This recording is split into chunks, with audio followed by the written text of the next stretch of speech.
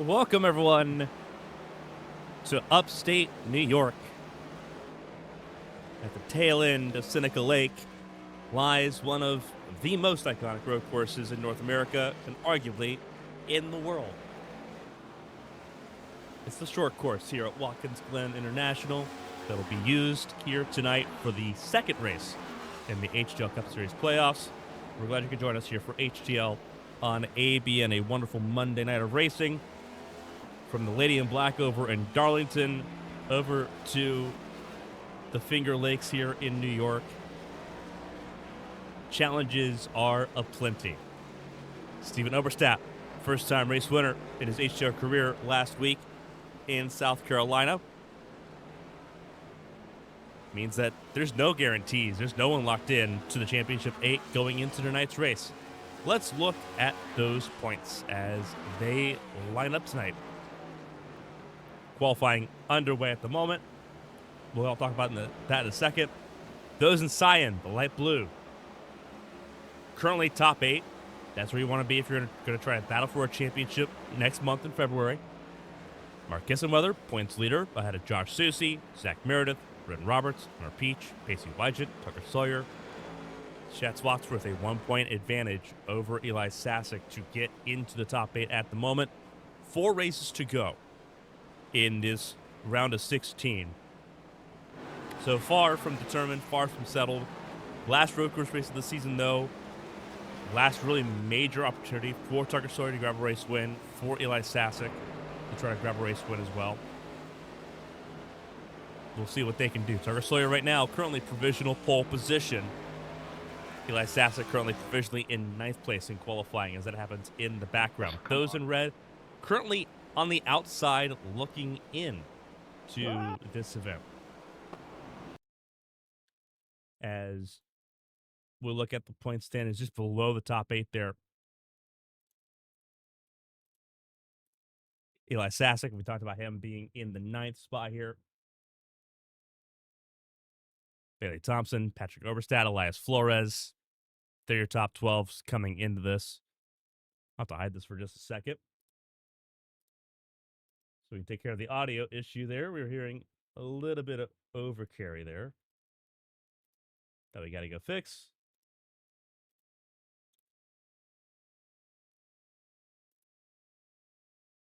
All right, so let's get back to it. All right, so we're going to the top 12 there, top 16. Obviously, 16 drivers in this round, this opening 5 race round. Blake Henderson, Zach Apperson, Josh Arnold, Cody Padell on the back foot going into this race. None of those 4 are realistic road course drivers. So tonight for them, it's a lot about survival and just moving on to the next races on the round of 16 calendar. But again, it means that they've only got 3 races after tonight to try to get into that round of 8. Not a great position to be in. Those in blue, not in the playoffs. They are not in the round of 16. Stephen Oberstadt, plate spoiler, was not a round of 16 driver for the Drivers' Championship standings. 3-car is in the owner's points. Important distinction there. It is in the owner's points thanks to Britton Roberts and his race win earlier this season in Atlanta. But in the driver's point of view, Stephen Oberstadt just playing spoiler. Did so a week ago. David Smith Jr., Lily Sharp also had decent races last week and in Darlington. Byron Jones, 20th there. Had Jeremy Braille, Ty Flowers, Dustin Hall, Caitlin Height. A lot of part-time drivers beginning to make their way in. Those that didn't start the season but are beginning to show their faces here in the latter half of the season. Minute 30 left in qualifying. And here's currently the leading man to it, Tucker Sawyer, the Texan. 68.6.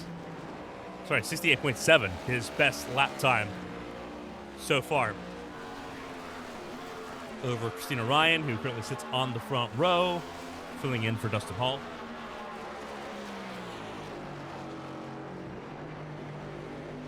Josh Soucy, Caitlin Height, Elias Flores, Pacey Wygant, Eli Sasek, Bobby Flowers, Lily Sharp, Mark Kissenweather, all in range as well.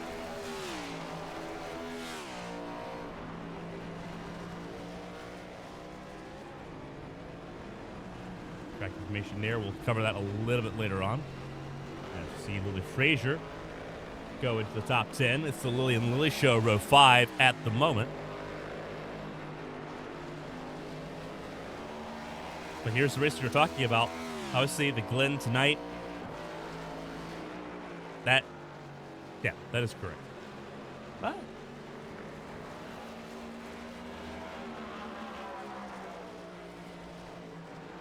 yeah, we're missing one there. So we're at the Glen tonight. What's supposed to be on the list is January 26th, which is the Brickyard 400. We got Alabama 400 at the Talladega next week. And then you've got Indianapolis, the Brickyard 400 on the 26th, and then the Blink Designs 400 at Kansas, the last race in the round of 16 on February 2nd. February 9th, we go to Chicagoland, and then we're off February 16th for the Super Bowl weekend. So that's fun. So I apologize for the confusion there. I had to go through and double check where we were at. 32 drivers, though, here at Watkins Glen. Healthy field. And Tucker Sawyer will be the driver leading them to green alongside Christina Ryan. Two very familiar foes from the APN Champ Car World Series last year. Hope to see them back both contesting for a world championship again this year when that series begins next month.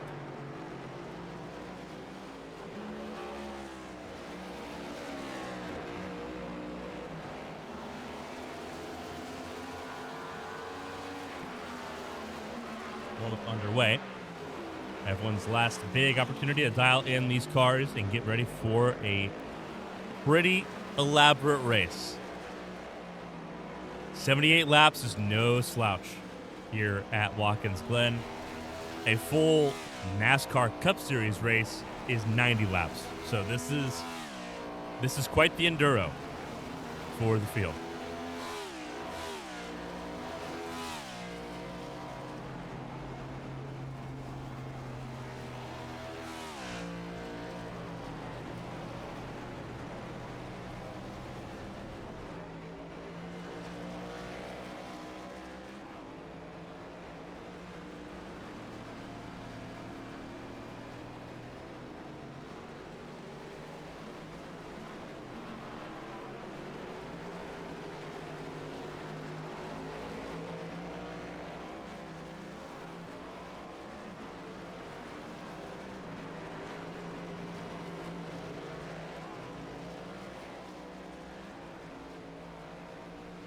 Before we get too awful into tonight's festivities here at the Glen, going to apologize in advance. I'm still getting over pneumonia. I wasn't here for last week's race at Darlington.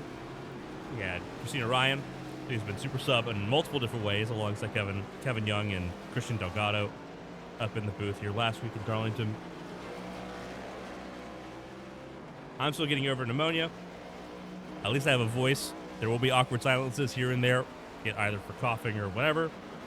I'll try to make sure I keep myself muted, but still recovering. That being said, we should have a lot of fun tonight.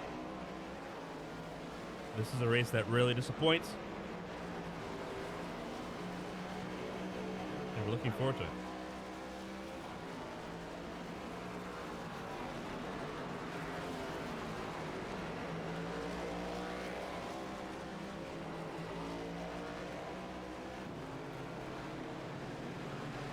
So we will go ahead and go over some of the information here. Stage breaks. Last time we're going to see this on a road course this season. Lap 20, lap 45 for both the stages. Fuel mileage can easily get you through both stage 1 and 2. Stage 3 that you're probably going to have to worry about a pit stop there. 7th different time. We've been at Watkins Glen. 4th time it's been in the playoffs. Samuel Baumgartner won the first race HTL ran here at the Glen. Alistair Kirk, road course ringer in Season 2, grabbed the win here. Kalen Height in Season 3. Bianca Constantinou, the Romanian driver in Season 4. Season 5, Josh Susi on the way to his second championship. And then Tucker Sawyer last year grabbing his first and so far only HTL Cup Series race win here in New York. He's on pole position to try to do it again and go back-to-back. No one's done that here at the Glen.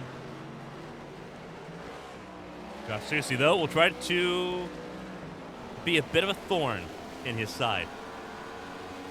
We'll see how it pans out. A lot of time, a lot of laps, a lot of miles to get that sorted out.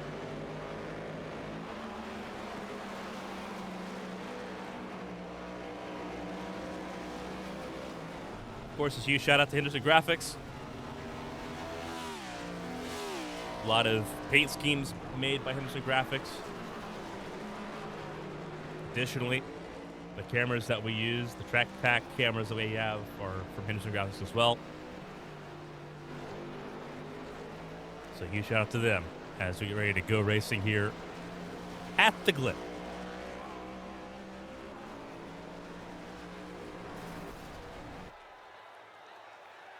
It is time to buckle up and get this party started.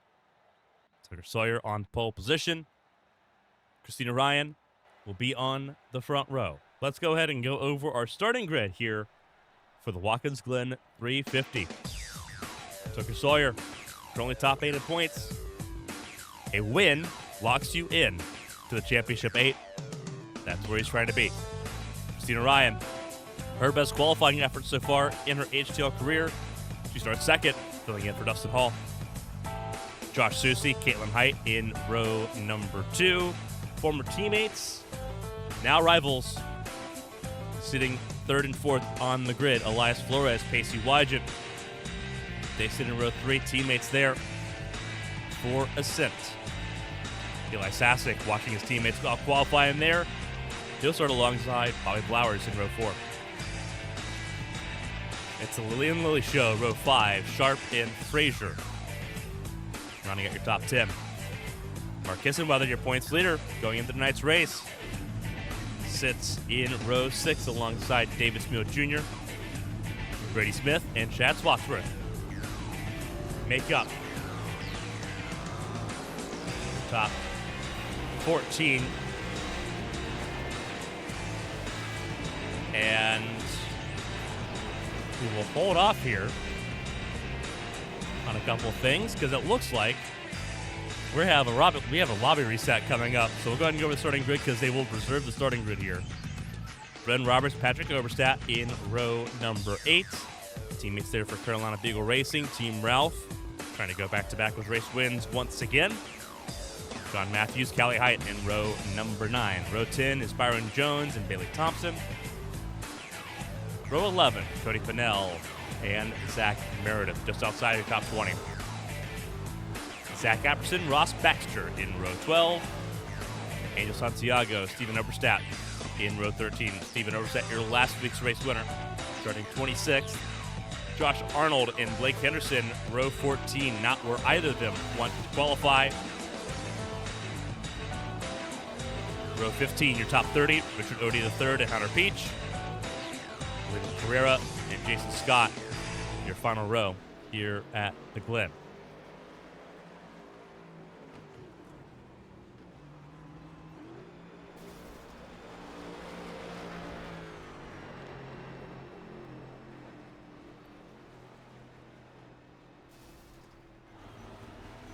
Again, I do have to emphasize there is a new lobby being set up here. We do not have any clarification as to why at the moment. We do know that it is something that is going to happen. So we will step aside so we can get ready for that process. So bear with us. We'll be right back here from Watkins Glen, hopefully with a 78-lap race in tow.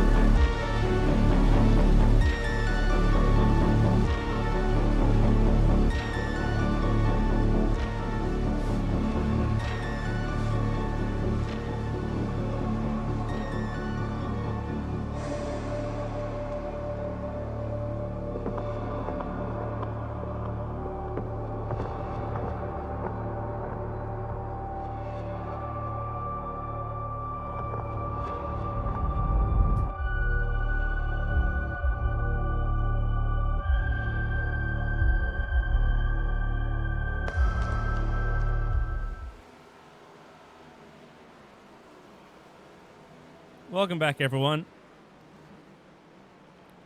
Apologize for the delay. We had to reset the time. Old lobby that we did qualifying in, we were not going to have daylight for the full race. So that was fixed so we can get this race going with 32 cars, hopefully. The reason I say hopefully,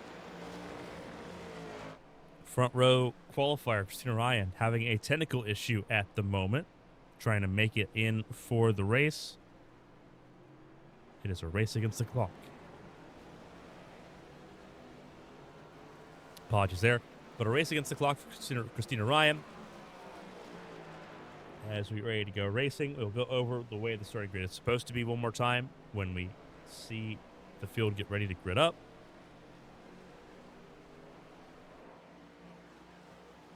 But we do appreciate you all being here with us for the second race of the playoffs. A brief reminder here. Looking at the points going into tonight, Mark Kissenweather, Josh Susie, Zach Meredith sitting pretty well above the cut line if they're trying to make the championship 8. Bren Roberts, Hunter Peach, Pacey Wygant, Tucker Sawyer, Shad Swatsworth also trying to make the show. Nobody locked in to the championship 8. Stephen Oberstadt, a non-playoff driver, won last week in Darlington. So see if someone can break that and lock themselves in tonight. Tucker Sawyer, best chance to do so. He's at the front of the field.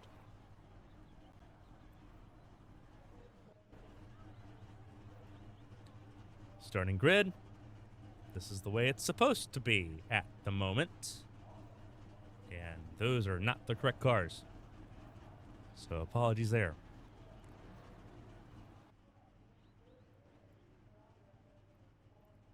Let's try that again.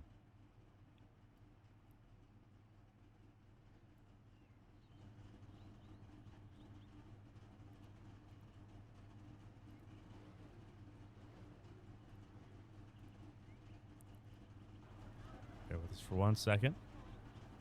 Of course, the reset of the lobby means we likely had to reset our systems too. There's Tucker Sawyer, and you see the open spot alongside him on the front row. Heartbreaking, to say the least. This is how it's supposed to be. And with Christina Ryan not making the start, she will start from the pit lane instead.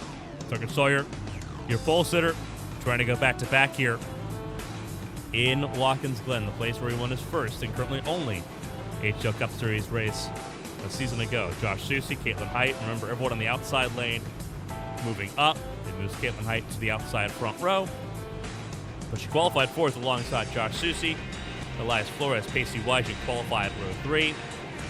Eli Sasick, Bobby Blowers qualifying in row 4. Lily Sharp, Lily Frazier in row 5. That's how they qualified. Mark Kissenweather, David Smith Jr. qualified row 6, just outside the top 10. Brady Smith and Shad Swatsworth qualified row 7. Row 8 was filled by teammates Bren Roberts and Patrick Oberstadt from Team Ralph. John Matthews also elected to start from the pit lane, qualified row 9 alongside Callie Height. Byron Jones, Bailey Thompson, they are still in the same row. They are just in row 9 instead. They qualified row 10, 19th to 20th. Cody Pinnell, Zach Meredith qualified row 11. Zach Apperson, Ross Baxter qualified row 12. Row 13, Angel Santiago and Stephen Oberstadt. Josh Arnold and Blake Henderson, not where they wanted to qualify. They are row 14. Row 15, Richard Odie and Hunter Peach. Olivia Pereira and Jason Scott did not set lap times in qualifying, and they will start in the last row of the field. 5 cars starting from pit lane. As we get ready for this race, Lily Frazier, Angel Santiago, Hunter Peach, Christina Ryan, and John Matthews, all on the pit lane.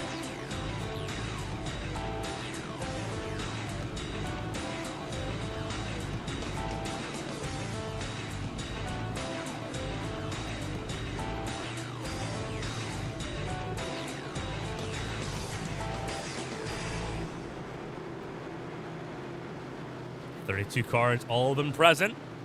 Sawyer and Caitlin Height will lead the field to green here in New York. The green flag flies, and away we go.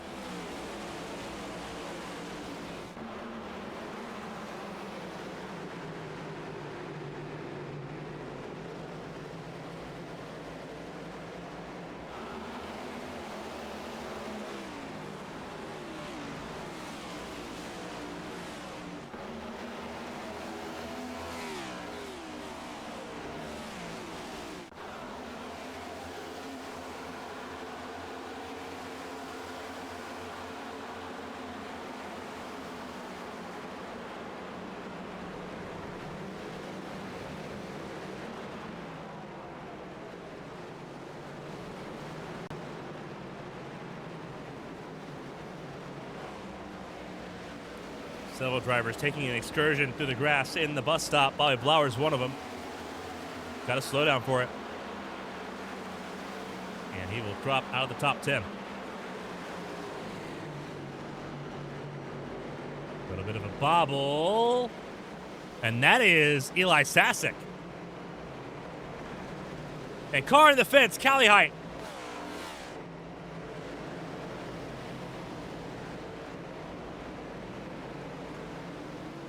And that car crab walking. Just a little bit. Callie Height trying to battle to get into the top 10. Ends up in the fence. Down in 26th.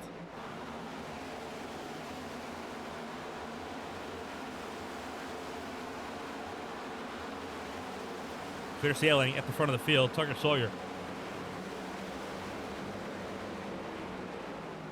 Pole sitter leads the way by about 1.3 over Josh Susie.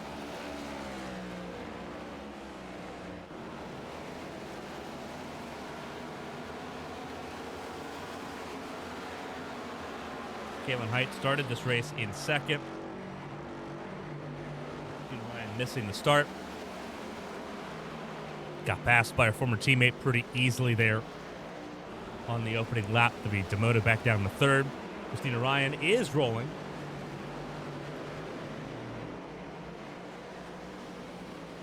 And so far not doing a terrible job here at the moment. Filling in for Dustin Hall. Already recovered up to the 23rd position. Sitting ahead of Jason Scott and trying to chase down now the 96 of Pereira, who goes deep, locks up, and Christina Ryan gains another spot there. She had a rocket ship. She felt comfortable with the car. The technical issue in between the two sessions, between qualifying and the race, putting her on the back foot, saving grace.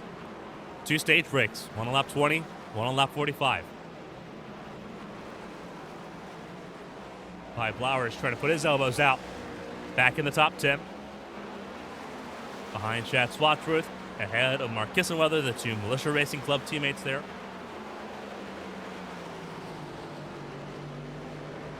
As they go rolling through turn 6 and turn 7 here at the Glen.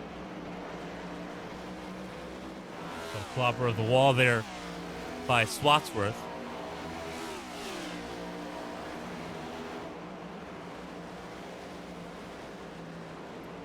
But they stay pretty close together.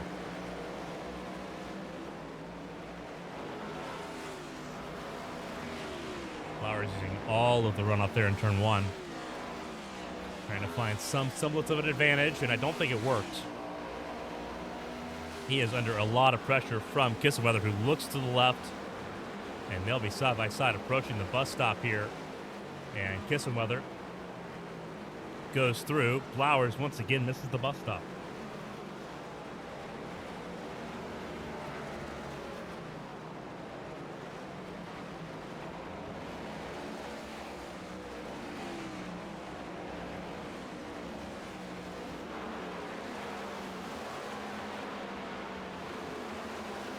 And Blowers with some significant issues.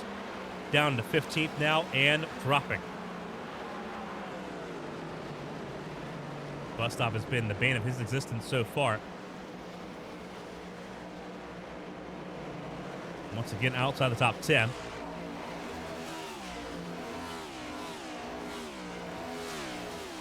Not in a good place. Biggest gainer so far is the 25, Blake Anderson. Talked about him briefly in the pre-race. He was not happy with his qualifying spot. Qualified 28th.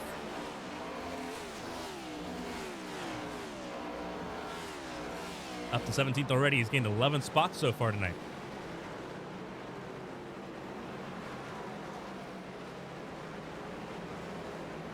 He is sitting right now in the bottom 4 in the championship 16.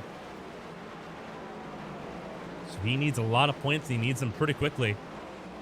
He can't afford to have a bad race. And that's what this race was looking like early on for the 25 camp.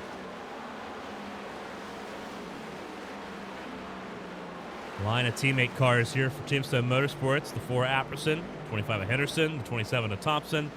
And Christina Ryan's made her way into the top 20, 19th place at the moment, right behind turn 7. Eli Sasek, biggest loser outside of Christina Ryan, down 13 spots in 20th place.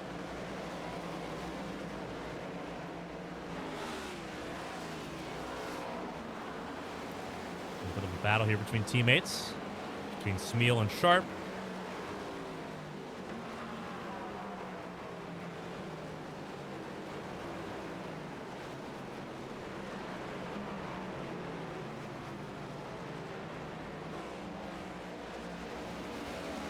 Neither of them in the playoffs.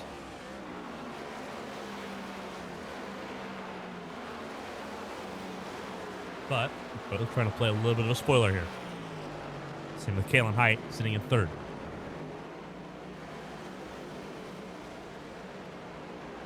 Again, a reminder for those that were not part of the pre-show. 2 stage breaks, lap 20 and lap 45. Pit stops not expected during the stages. Pit stops during the stage breaks. The first time you'll see a green flag pit stop will be in stage 3.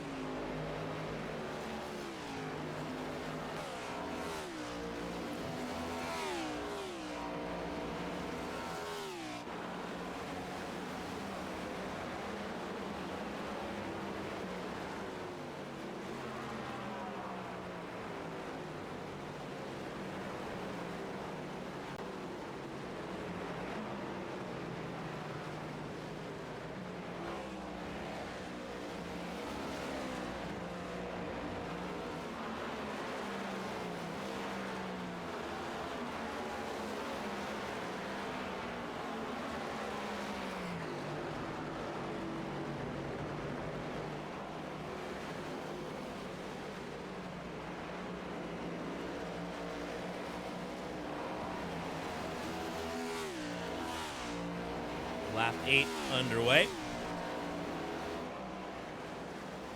Tucker Sawyer has waltzed away.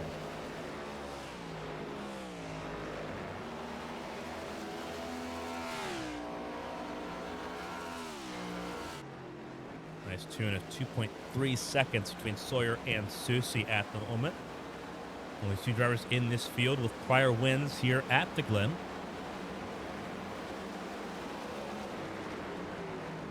And right now, Sawyer has the advantage.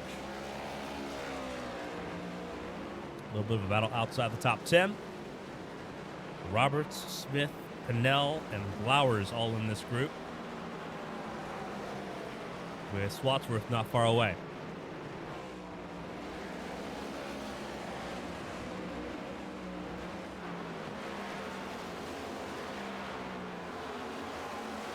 Pinnell and Blowers side by side into turn 6. Blowers gets that spot.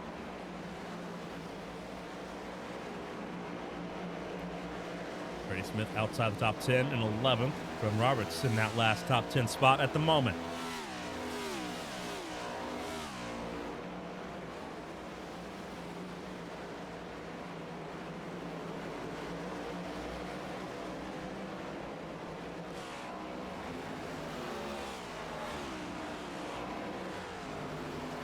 Christina Ryan on a roll right now. We talked about her having the pit lane start, missing the grid up here. She is now in 15th. She is closing in at a rapid rate. Got through all three of her teammates.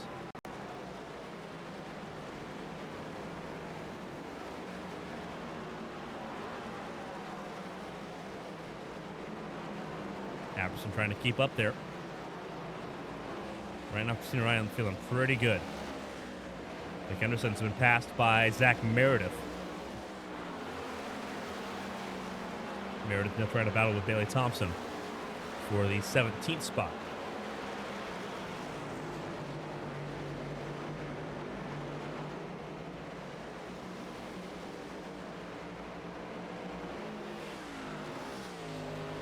Gap continues to grow just a little bit more every lap. 2.6 between Sawyer and Susie.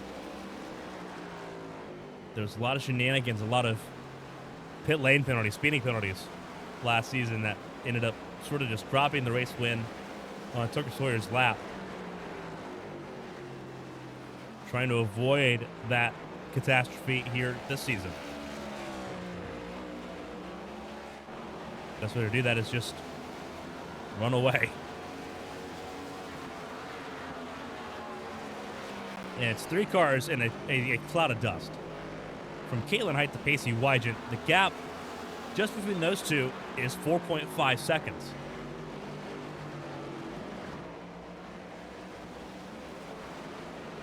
Pacey Wygant, no slouch on the road courses. Currently has no answer in stage 1 so far for the top 3.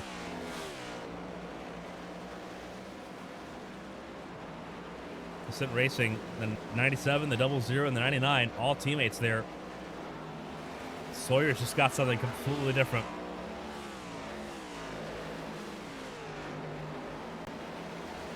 Wygant not feeling uncomfortable at all. Again, 4th place and having about a second between you and your teammate. Not a bad gig.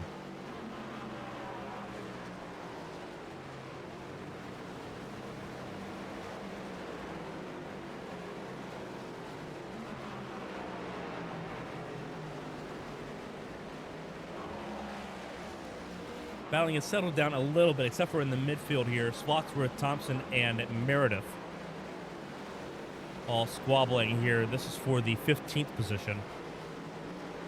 Currently no stage points for any of these 3, but viable track position for later on this race.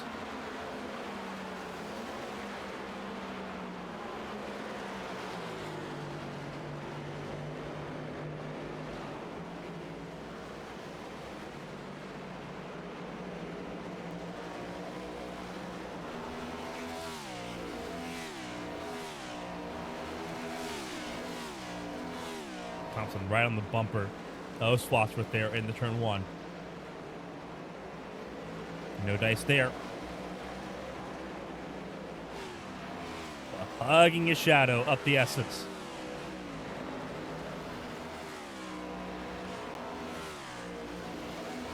Potential chance here. Not quite. Bailey would have to be pretty bold. Looks to the inside for the bus stop. Not close enough, though.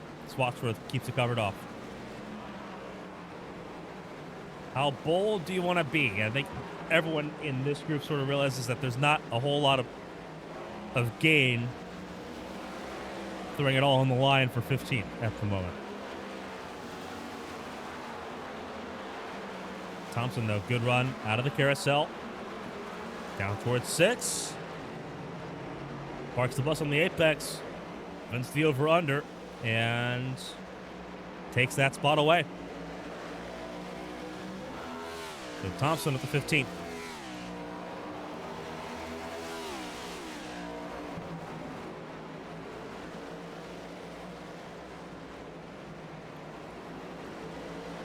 This is still your closest battle on the racetrack at the moment. Sharp and Smeal nose to tail, but teammates are not fighting.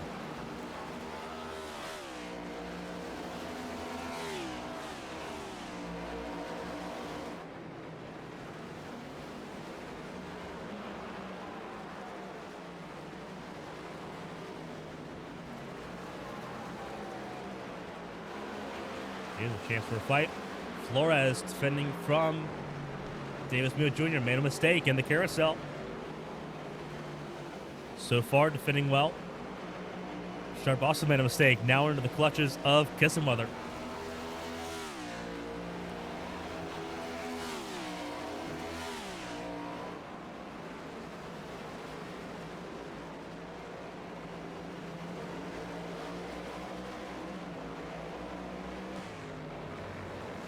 Flores now very much detached from his teammate Wygent.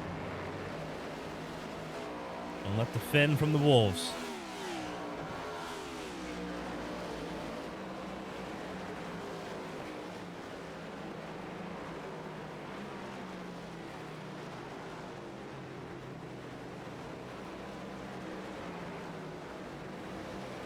Sharp having to defend from Kissenweather, but that's not an unfamiliar position for Sharp.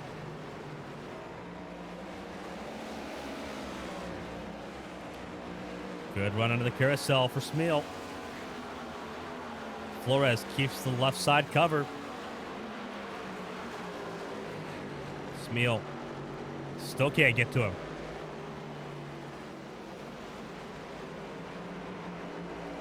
Flores' defensive driving is pulling Sharp back into the mix too.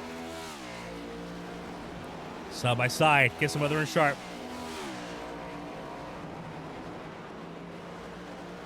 And Kissenweather's got the advantage there, 3-turn 1.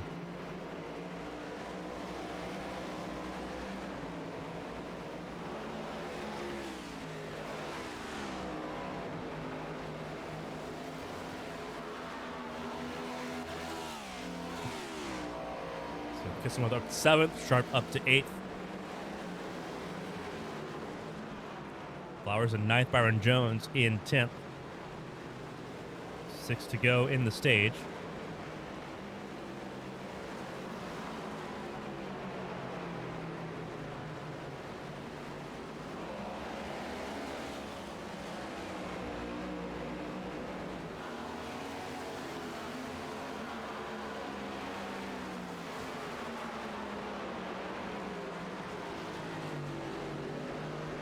Smeal trying to find a way around the wide. Elias Flores goes a little too wide and drops spots.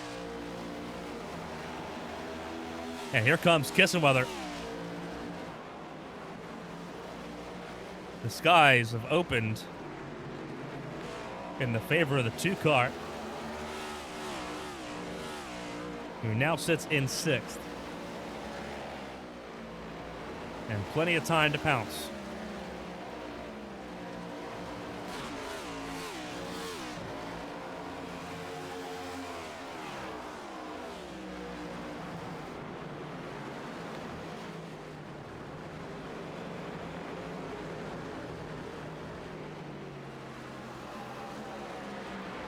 Keep it nice and tidy through the carousel.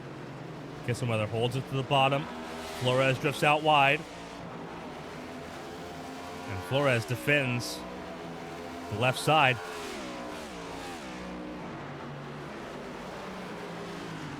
Kissenweather got alongside, but has to go the long way around and drops off the racetrack there a second.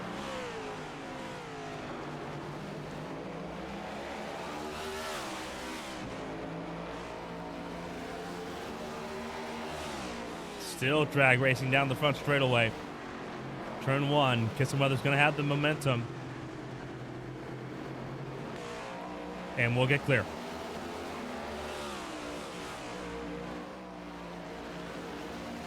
Flores tried holding on there. Only so much you can do once you get to turn 1, though, on the wrong side of the racetrack.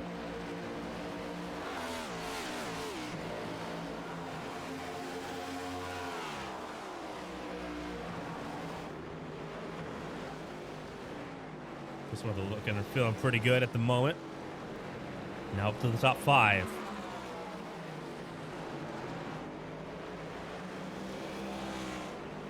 Meanwhile, Tucker Sawyer's also made a mistake. He is now within picture frame of Josh Susie.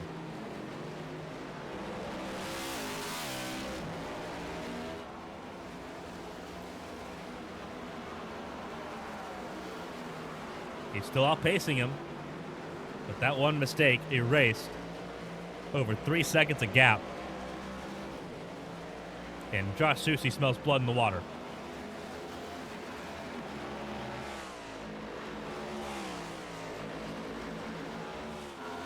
Christina Ryan coming down pit lane.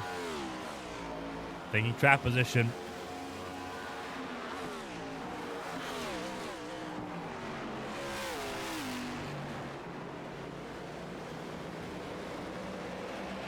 Callie Height trying to stay on the lead lap.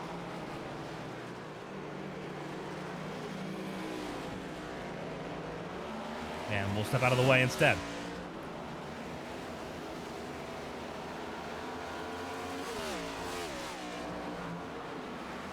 Currently, Callie Height would be the first car a lap down.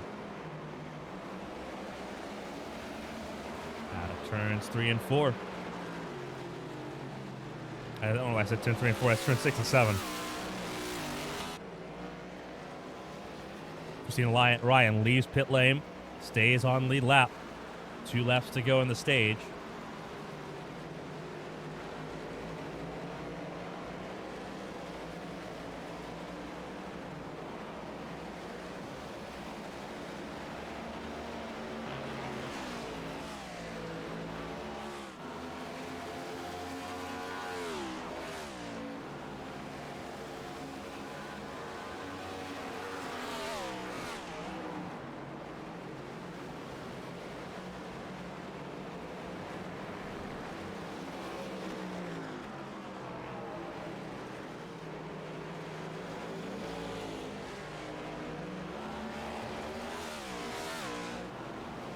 Wide there on the A outside of the carousel.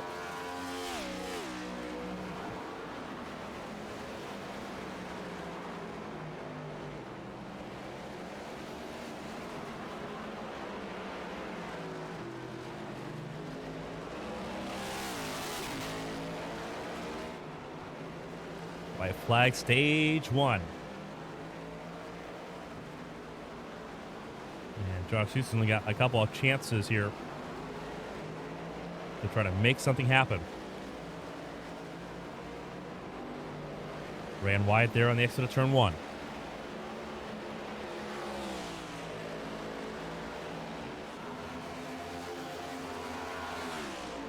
Really good run towards the bus stop.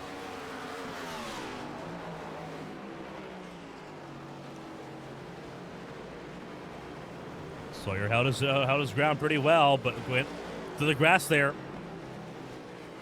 Seuss is going to have one more really good shot, and that's in the turn 6, out of the carousel. Susie goes wide. Sawyer stays tight. Through 6. Sailed it through turn 6.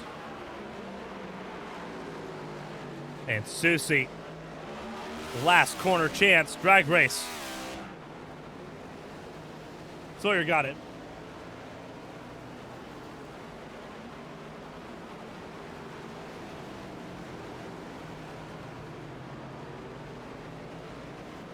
Really good battle there, but Sawyer got the point, that got the stage win.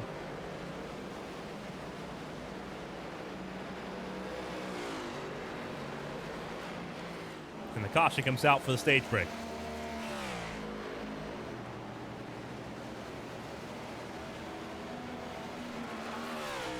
Callie Height will be the free pass recipient.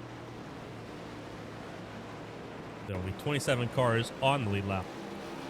And we go racing for stage 2.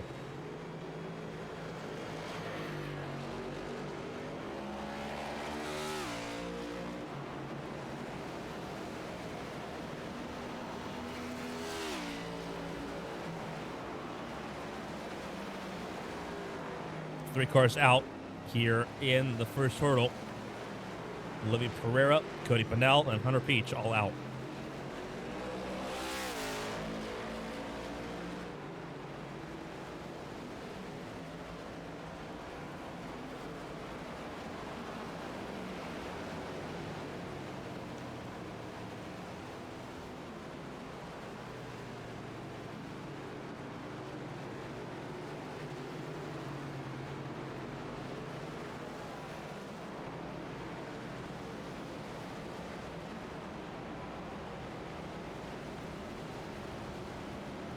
Very wild stuff there, all things considered.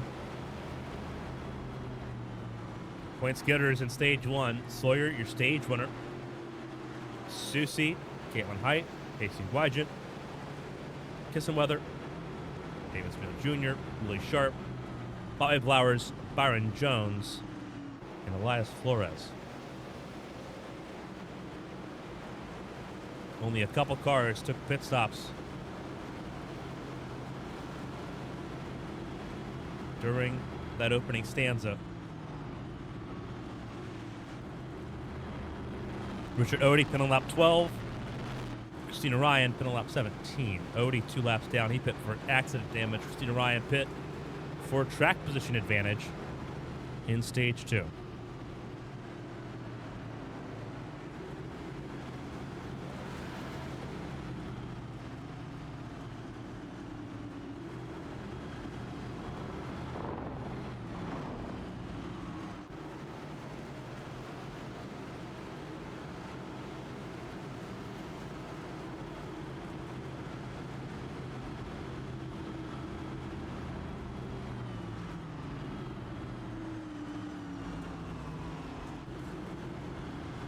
Pit stop's underway.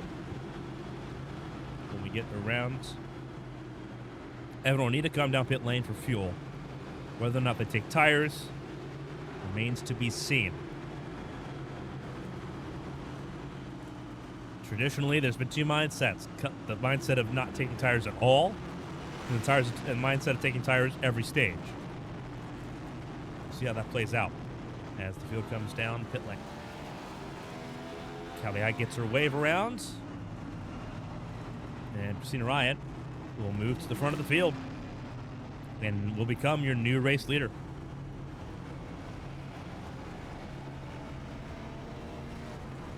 Amidst a very, very busy pit lane.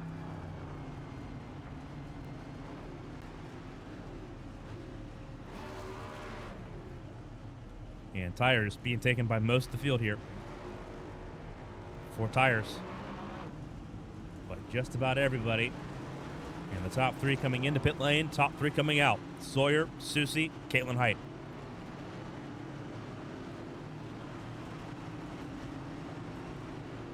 And most of the field did take tires there.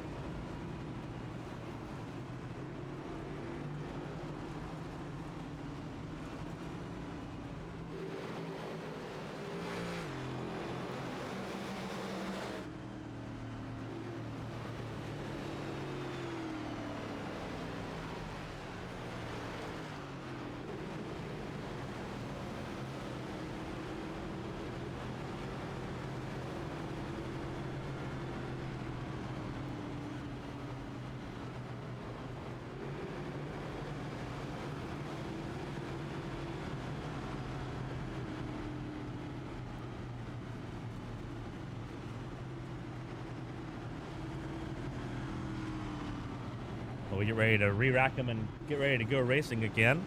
We'll step aside for just a moment here at the Glen.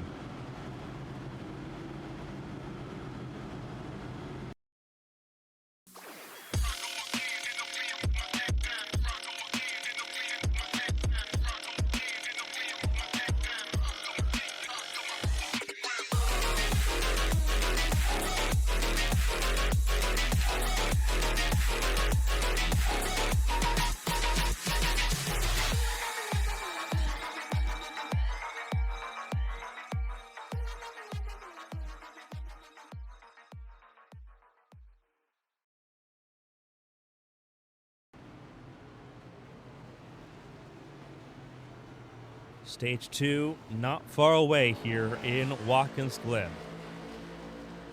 27 cars on the lead lap. It is Christina Ryan that will lead the way here for this restart. Christina Ryan, Tucker Sawyer, Josh Susie, Caitlin Height, and Pacey Wygent. Your top 5 for this upcoming restart.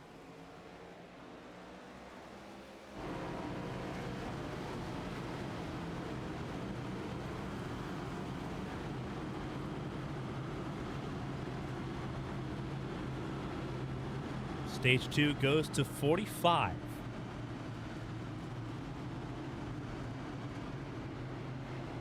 Christina Ryan not worried about stage points, worried about race wins. Christina Ryan also will likely need a pit stop in stage 2.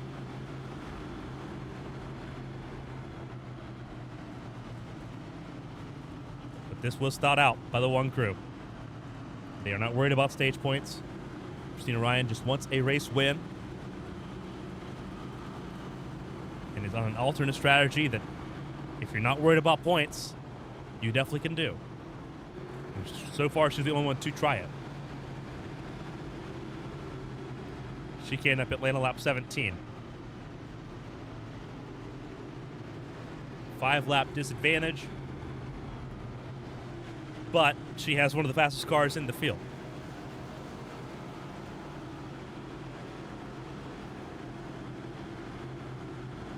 So we are all going to learn pretty quickly what that one car's got leading the field to green here in New York.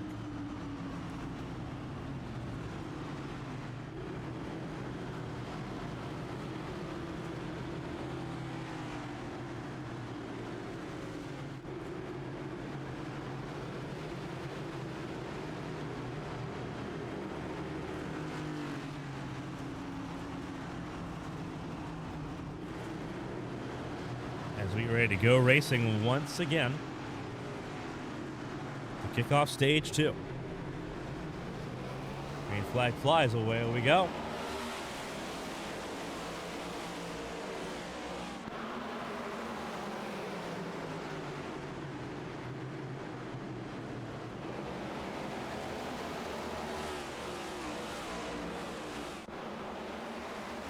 Sawyer back out front, car in the fence, Blowers. And Blowers is in trouble.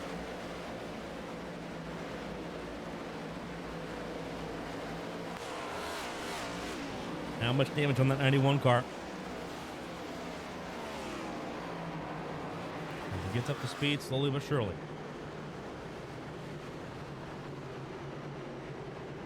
Not a great start for Blowers. He struggled in stage 1, starting off as well.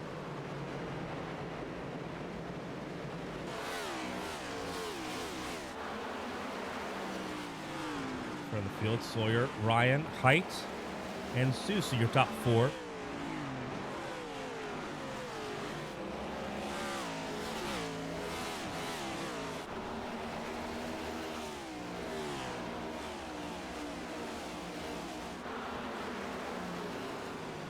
Best lap of the race belongs to Tucker Sawyer, but it's a bit of an exchange between Sawyer and Ryan for that fastest lap. Again, for Christina Ryan, it's not about straight up track position at the moment.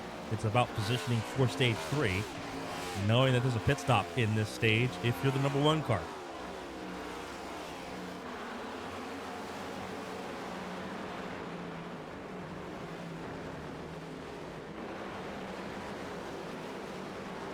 What Christina is trying to focus on here in stage 2 is stay close enough to the 97 car. She knows that even not being top 10 in stage 1, her pit stop didn't put her a lap down. So she's got time to play with here.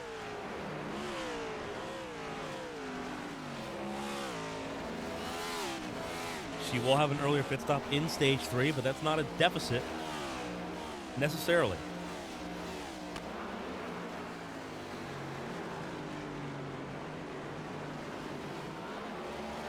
The hope is that you have a chance to get into clean air on that green flag pit stop.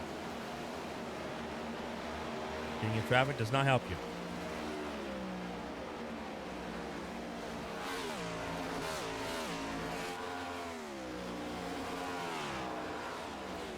Trouble for your points leader, Mark Kissenweather. Here's what happened to him. And he had an issue well before. He was trying to get off the racetrack here.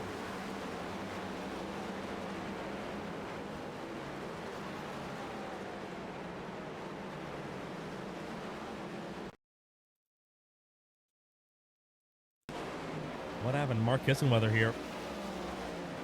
Oh, he tagged the wall. Tagged both walls pretty hard. That's exactly what happened to Mark Kissenweather. So damage on the number 2. And your points leader feeling deja vu once again here at Watkins Glen. Remember, his playoffs fell apart pretty quickly last season. Won 3 races as the Rookie of the Year last season, and it all fell apart in the playoffs. Had a pretty decent Darlington last week.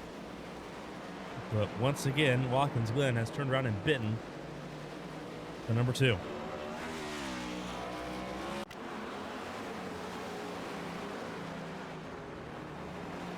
Not a great spot to be in. Mark Kissenweather, his day is, on a competitive level, practically over.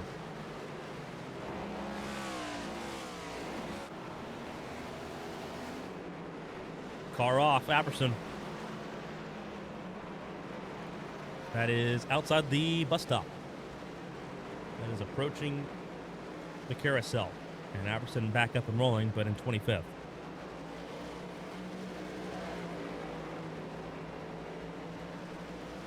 Billy Sharp likewise in a struggle. That is, excuse me, I keep saying Sharp. That is Frazier. The 71 of Lily Frazier.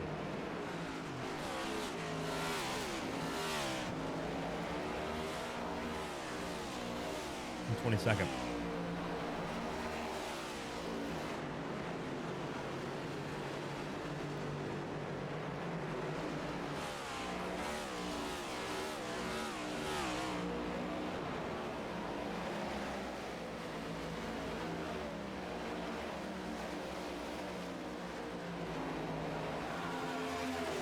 Close battle here outside the top 10.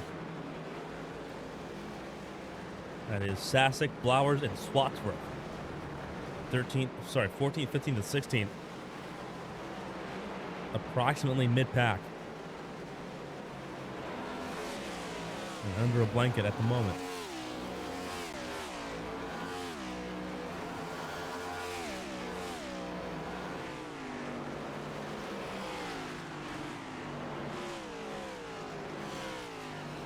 Sasek drifts out wide. Blowers gets through.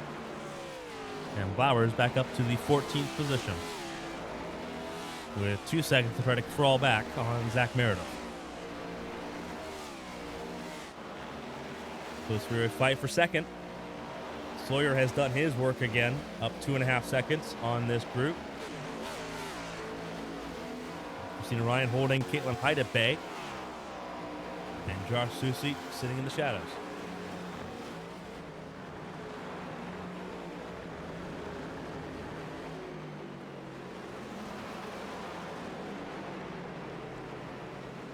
Longer of a stage here in stage 2.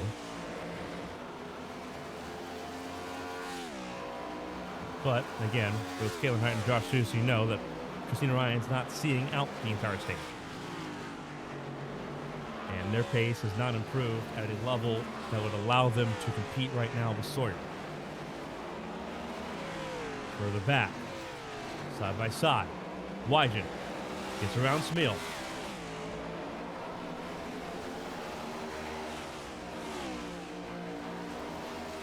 Flores battling Roberts further behind. And sitting and waiting is Byron Jones there in 9th. And Bryn Roberts will finally get clear of Flores after about a lap of being side by side.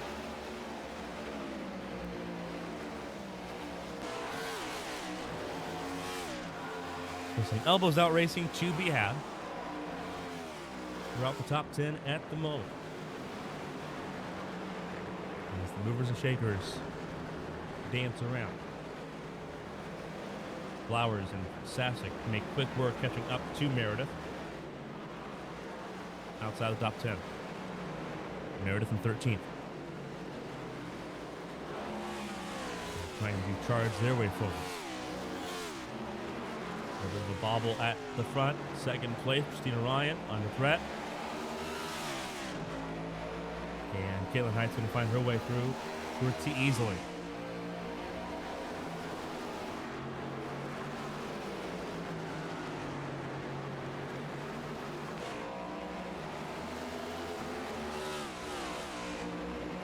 Ryan did not let Josh Susie through.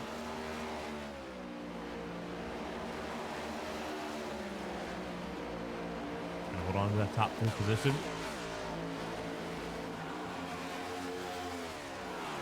Into the bus stop here on lap 32.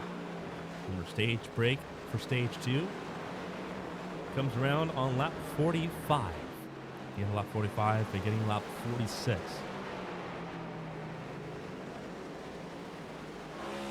And that'll be the last planned stage break. Not only for the road courses, but of the season. Excuse me, I'm incorrect there. We have Talladega literally next week. Ignore me. We got 2 more stage breaks, and that's next week.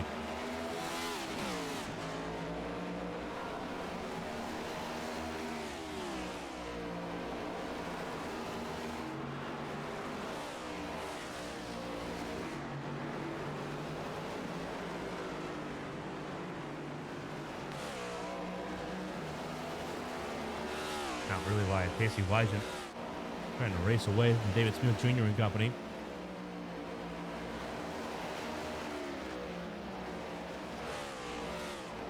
Flowers went wide again in turn 1. Sasek made pretty quick work to get around him.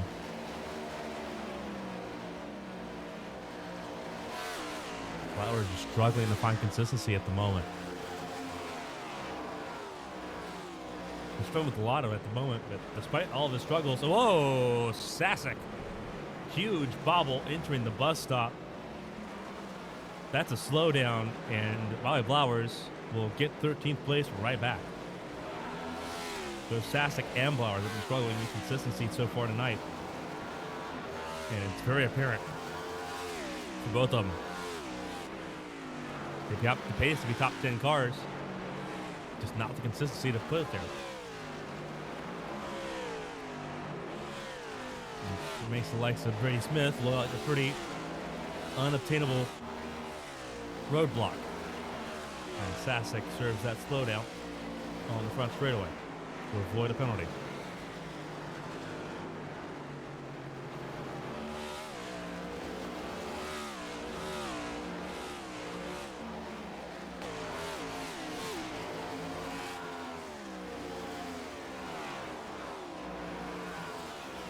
Closer to the front of the field. And Robertson 6th. Trying to close in on Casey Wygen and trying to leave Davis Meal Jr. in that 54 car behind.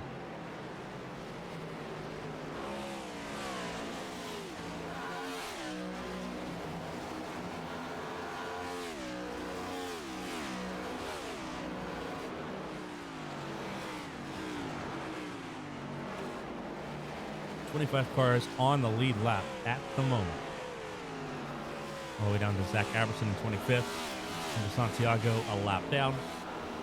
Richard Odie, 3 laps down. Marquez Mother back on the racetrack, but 6 laps down. And Callie Hyde is joining the retirement list, completing 23 laps before coming to a stop here at Watkins Glen, a race that she was looking forward to, but never really got out of first gear to do much in.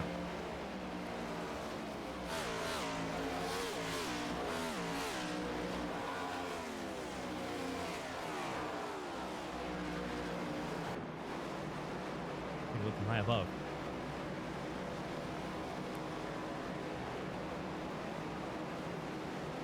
You look at the Watkins Glen International, the short course that we're using tonight, as they bypass the boot used in endurance competitions. Full course about 3.37 miles. 2.45 is the short course being used here tonight.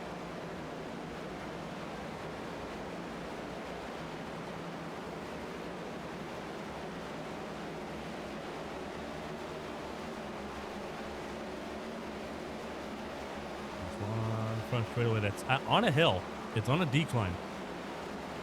It makes speeding in pit lane very easy to do. This is the group in the top 10 and just outside of it.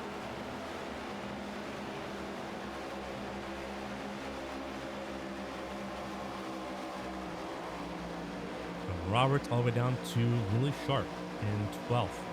In 11th, excuse me.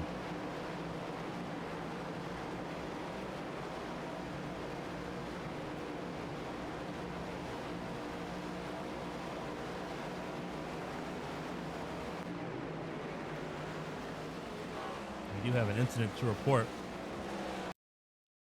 And is that of Blake Anderson? And it is in turn 1.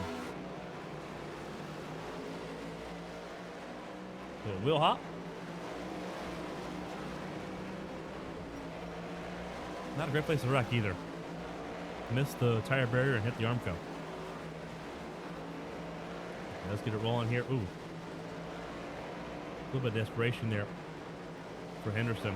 Trying to get the car rolling. Damage now on both ends. Oh, that 25 car.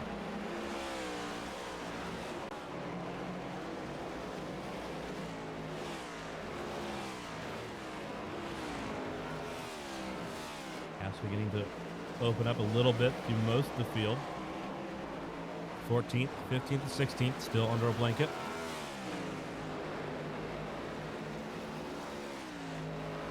Flowers has left them behind pretty well by almost 4 seconds. And Sasek still struggling. You see Flowers up at the bus stop already. Trying to challenge Brady Smith for 12th.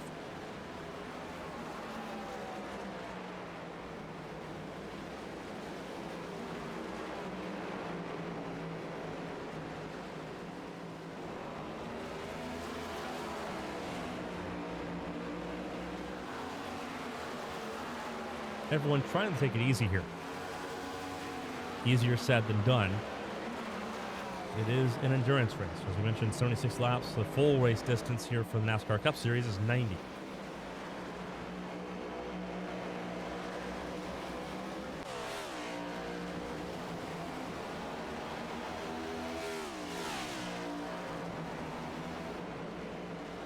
For a majority of the field that are not road course aces, this is an endurance.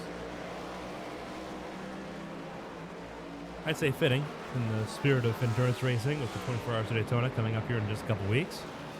I'd say pretty fitting, all things considered.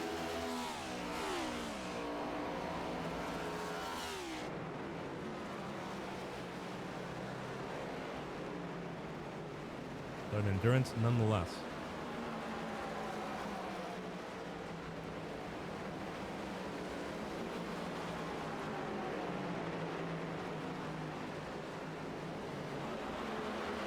Flowers on the attack, trying to get up to 12th place. He's been lurking behind Brady Smith and gets around with not a lot of issue there in turn 6. Now to turn 7, looking at home.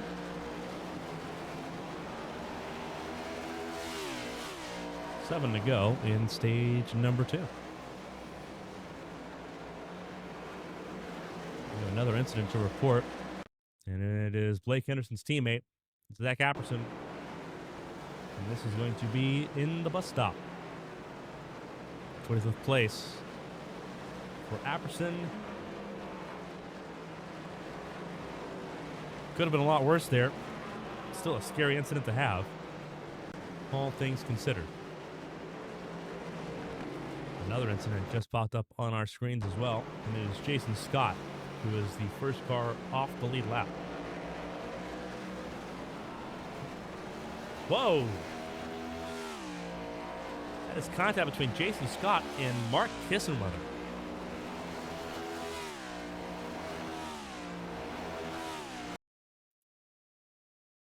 I would like another look at that. Chopper cam, maybe in slow motion, quarter speed.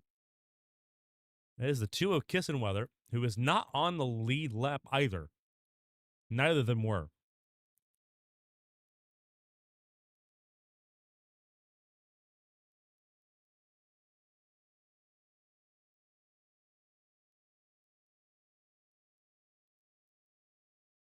Something happened. Jason Scott lost power, and Kissenweather couldn't prepare for it. You see Steven Overstack coming down pit lane with damage on his car.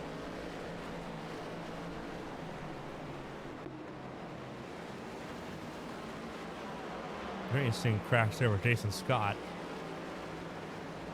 Does not bode well. And just like that, we're down to 23 cars on the lead lap.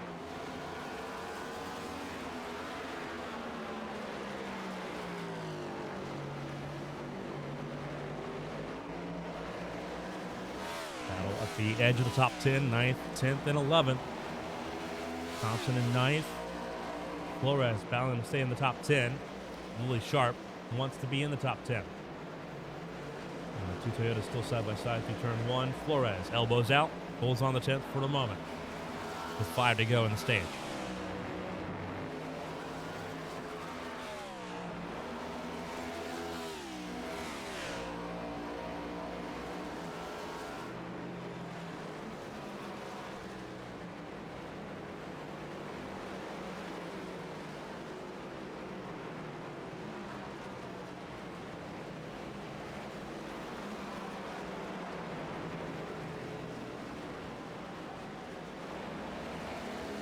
Said his name much at all. Patrick Oberstadt also trying to make some moves here.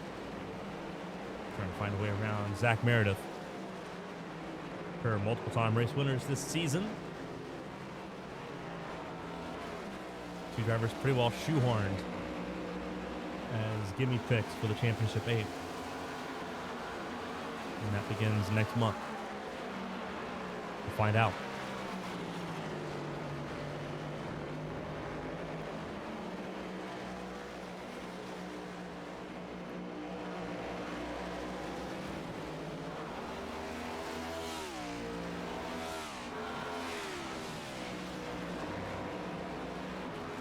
Staying ahead of Willie Sharp.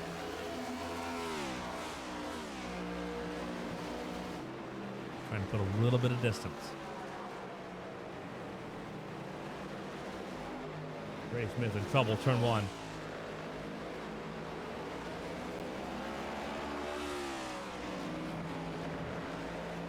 What happened to Brady Smith?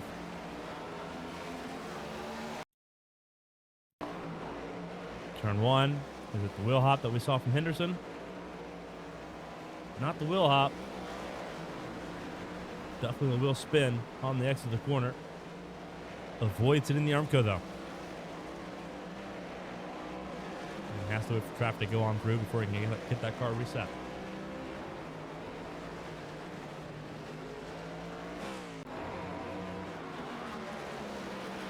And Brady Smith down in 18th now as a result. Side by side again. This time it is Sharp with the favorable line through 1. And clear through turns 2 and 3 up the S's.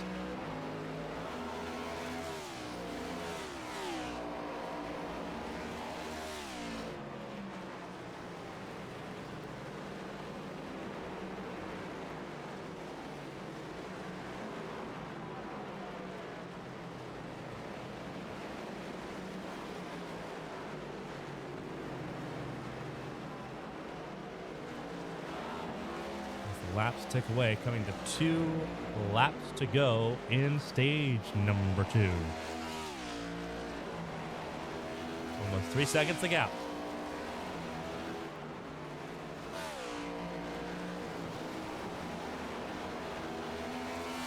So red lights on the entry to pit lane. Pit lane is now closed. Christina Ryan still on the racetrack at the moment.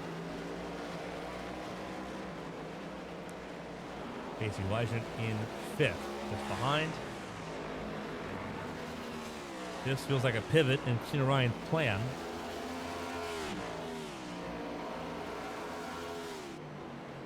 With Christina now basically forced to go the full distance here in stage 2.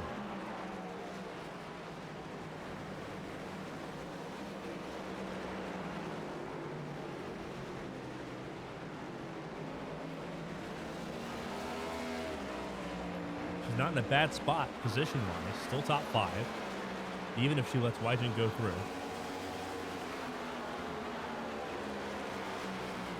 It's interesting to see how that pivot played out.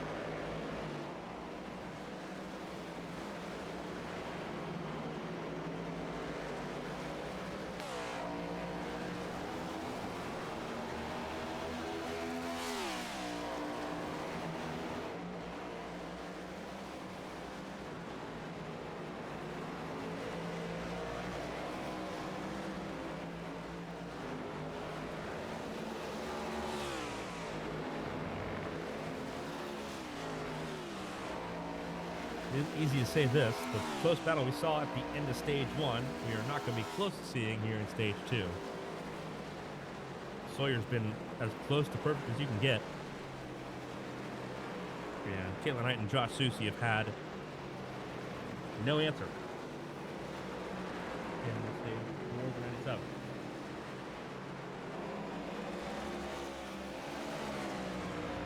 Lily Sharp has crashed from the top 10. That gives Flores the final points paying spot in stage number 2. We'll look at the replay of that crash here in a moment. Out of turn 7, the caution flies. No competition there. Tucker Sawyer perfect in the stages. Winner of stage 1, winner of stage 2. Josh Susie second in stage 1, third in stage 2. Caitlin Height third in stage 1, second in stage 2. Caution flies. The last time here in New York. Sienna Ryan makes it. Holds on to 4th place. And now we're going to have a dogfight in stage number 3. Let's take a look at what happened to Lily Sharp. Battling with Bailey Thompson.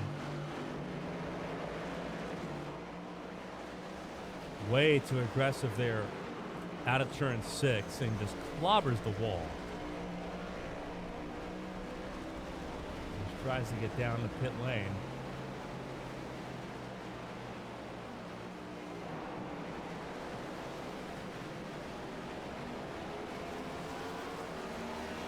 And this might be effectively a race over situation for Sharp. Sharp unable to make it the full distance to her pit box.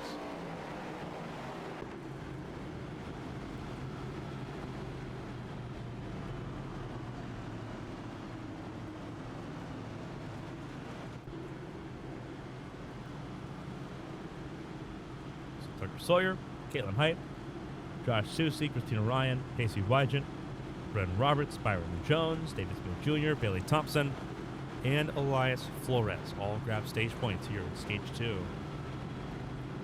And attrition beginning to grab hold of the HTL Cup Series field. 22 cars on the lead lap down the Josh Arnold.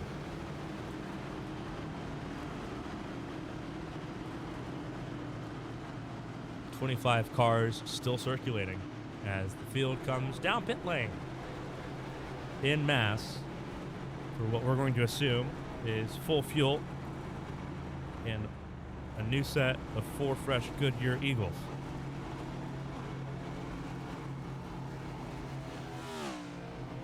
Be a reasonable assumption, I think. Angel Santiago will take the free pass.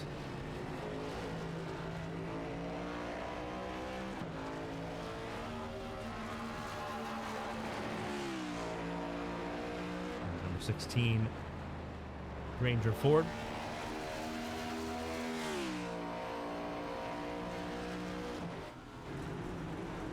Caitlin Height leapfrogs Tucker Sawyer on pit lane. 4 fresh tires, faster pit crew for Caitlin Height to once again put Sawyer on the back foot. Christina Ryan loses a spot to Pacey Wygant. Will restart this race in 5th. But Caitlin Height, faster pit stop by about a second, 14.05 the pit stop time. We're not going to get a good read of that, unfortunately, on our pit lane little clock there. But 14.05 versus 14.9 for Tucker Sawyer. That is lethal. That is not a gap you often survive. Caitlin Height, as a result, front of the field with lane choice on this restart. Watkins Glen, we went over the list of people who have won here at the Glen. We'll pull it up on your screen again. Samuel Baumgartner, in season 1, Alistair Kirk, Caitlin Height, Bianca Constantinu, Josh Susie, Tucker Sawyer. It's a who's who of race winners on the road courses been almost 3 years since Caitlin Heights won here at the Glen. Actually, over 3 years now. Season 3, first season that ABN broadcasted. HTL competition. Everyone in the top 3 trying to become repeat winners here at the Glen for the first time. This is one of those interesting tracks that just doesn't have a repeat winner. That could very well change, or it could stay the same. Casey Wyjic, Christina Ryan, Bryn Roberts, all right there. The question is, can you hold off the 97, who has been electric? He is the fastest car on the racetrack at the moment. Can you dial in your car enough to go for it?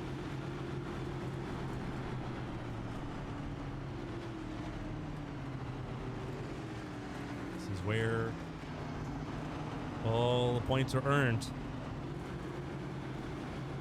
Caitlin Height looking to play spoiler the way Steven Oberstadt did a week ago in Darlington.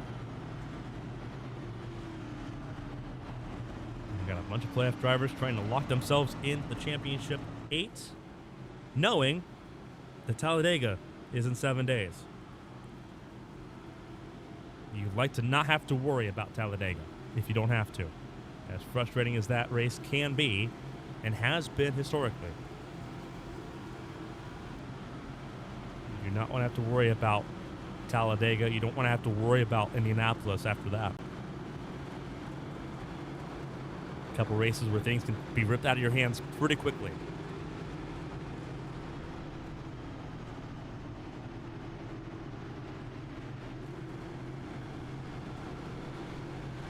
Talladega, a test of luck. Indianapolis, a test of fate.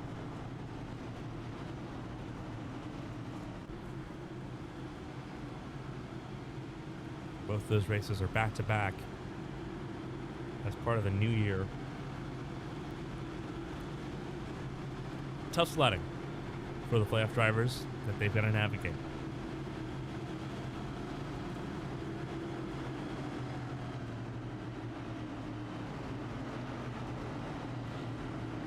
Caitlin Height looking for race win number 18 in her HTL Cup Series career. Tucker Sawyer looking for career win number 2.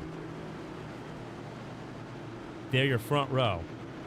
And a star-studded list of who's who at the front of the field. Pace car is in. Stage 3 is green. Let's go racing once again in New York.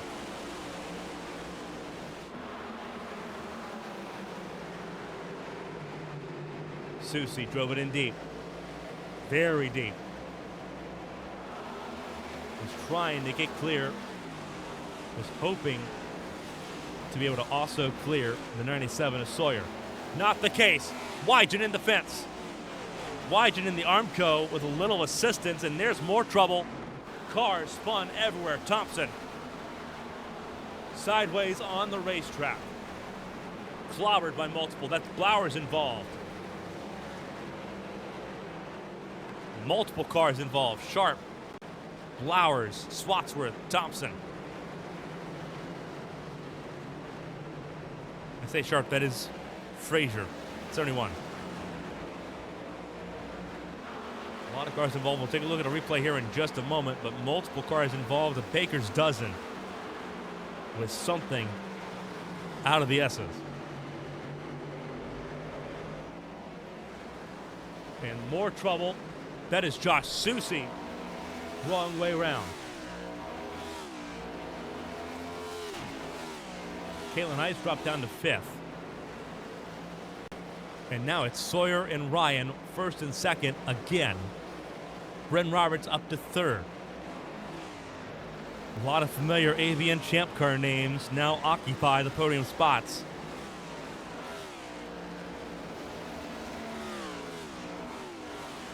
All of them race winners in open wheel. 2 of them race winners here in HTL. Christina Ryan on a part-time basis. First time she's done more than 1 race a season in her HTL Cup Series career. This is her 5th start this season.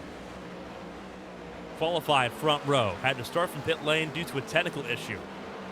Had to race back to the front of the field. And it has been a smorgasbord of issues in stage 3. We're waiting for things to calm down a little bit on the timing screen. Excuse me. Couldn't mute for that call.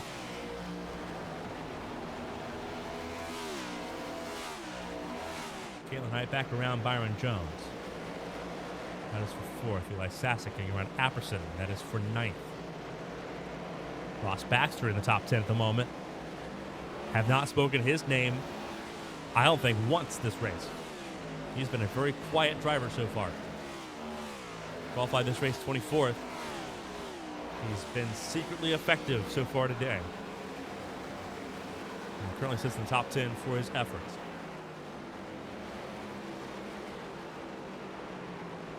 So let's go ahead and let's try to take a look here at what happened. And it starts with Pacey Wygant.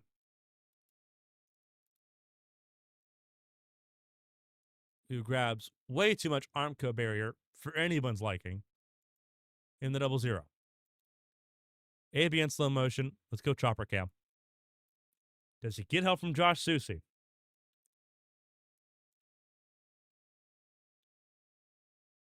Technically, yes. But that is Wygant trying to close the door on Susie, who's in front of him at that point.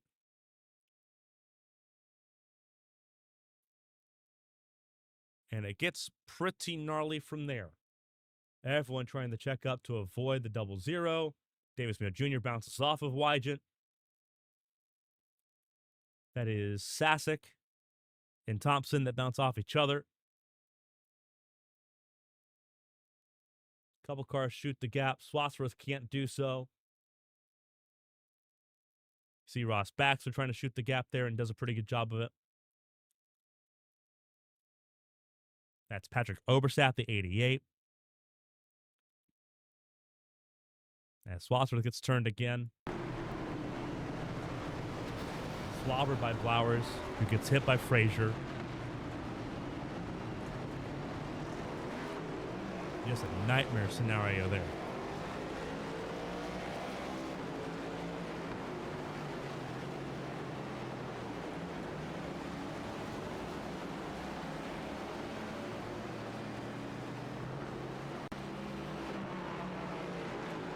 And while that was going on, this was the battle for the race lead. Sawyer just straight up turns Caitlin Height and forces several positions lost. And you see the melee behind. Susie for a moment and here at second place.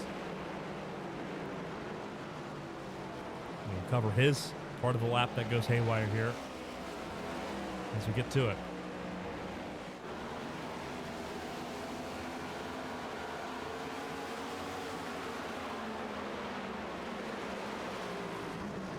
Does he get helped by Christina Ryan? Is the big question. No, he just gets loose. He just wheel hops in and gets loose. And into the fence he goes. That's rough altogether.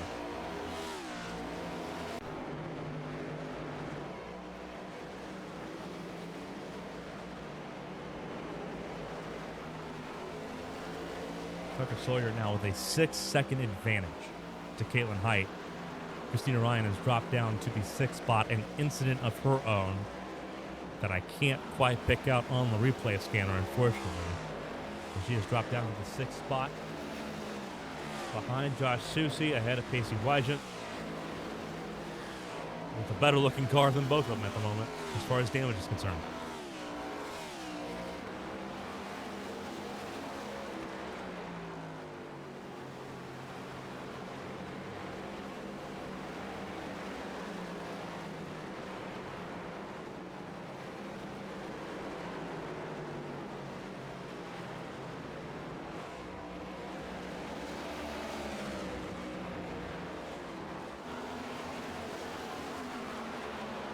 Oh, trouble.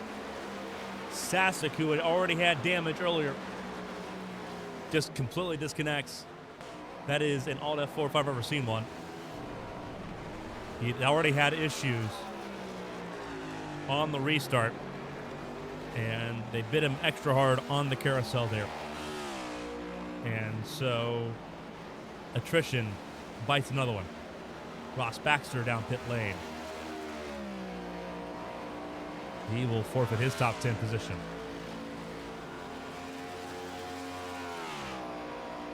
And Turner Sawyer now feeling a little more untouchable as he sits almost 7 seconds clear over Heights, Roberts, Jones, and Susie. Battle for the top 10.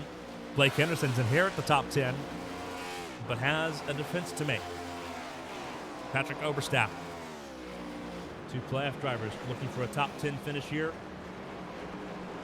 A little bit of damage on both, the 88 and the 25. These are less than pristine conditions. Elias Flores, who had a mistake earlier on in stage 3 as well, in 12th.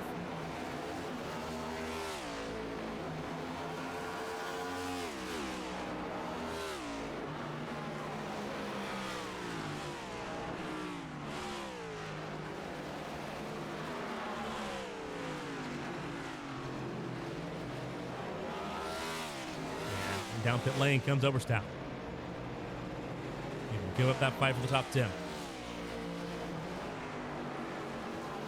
So Henderson a little reprieve now on a little bit of an island. 3 seconds away from Brady Smith. 1.5 ahead of Elias Flores. 5.5 ahead of John Matthews in 12th.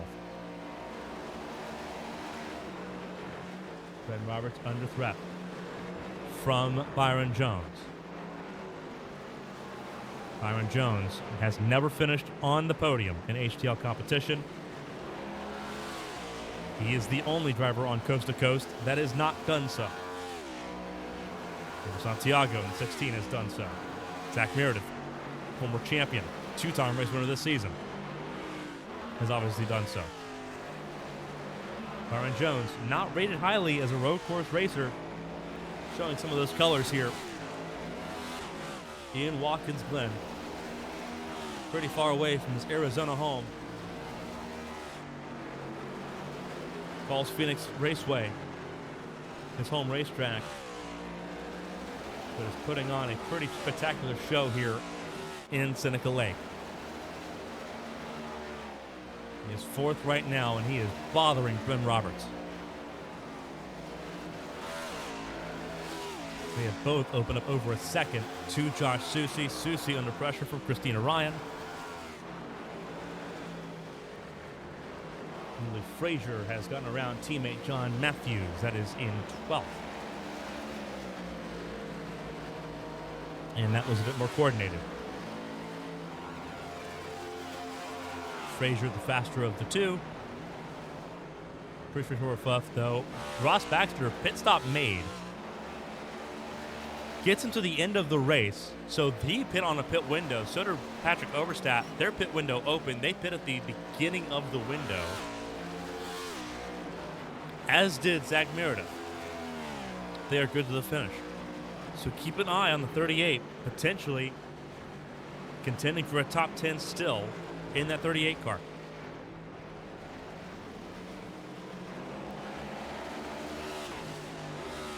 And then you'll have the flip side. Parts of the field that will stay out as long as possible. Try to make that pit stop shorter. They're thinking fuel only on that stop and no tires. Try to reduce the amount of time on pit lane. 2 different trains of thought. We'll see how it plays out though. I would say fresh tires, with how much everyone's taken tires in this race, fresh tires has to have become a little bit more of a desire than what we've seen in seasons past, where you take a set of tires maybe once and then just sit on them. That does not appear to be the case this season. A lot of changes made last season.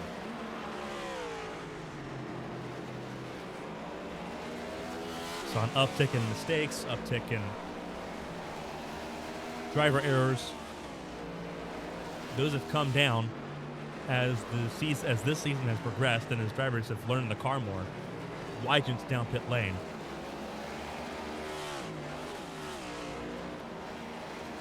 Wygent pitting from the 7th position.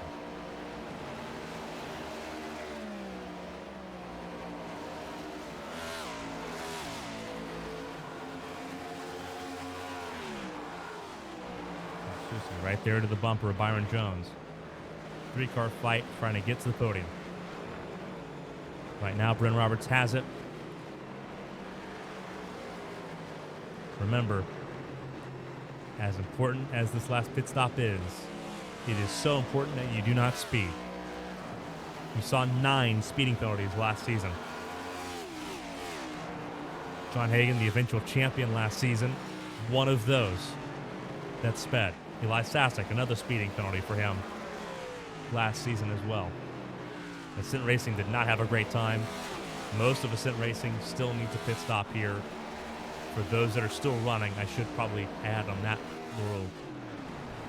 little caveat. Eli Sasek is out. Jason Scott is out. Olivia Pereira is out.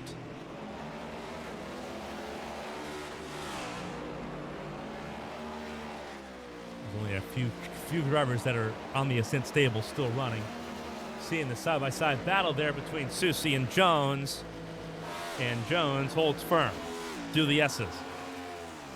It buys Bryn Roberts about a second of reprieve. But Byron Jones feeling comfortable. When you're comfortable, you're dangerous. Josh Susie really good at making people feel very uncomfortable, though. Really good at rattling people's cages. Gets to the left side. Open spot there. Does Byron Jones fight him too awful hard? He does not. Lets Susie overdrive himself through turn 6 and comes back at him there for turn 7. Smart driving there from Byron Jones. Still going to fight him. But you let Susie make the mistake. Susie has been very prone to that this season. Overdriving and making driver errors, making very simple errors that prior to this season we'd say was very uncharacteristic of the 24. It's been part of parcel for Josh Susie. Be feast or famine this season. Oftentimes one of the fastest cars on the racetrack. Ends up with nothing to show for it more often than not, though. Byron Jones, well aware of that, as is the driver in front of both of them, Bryn Roberts.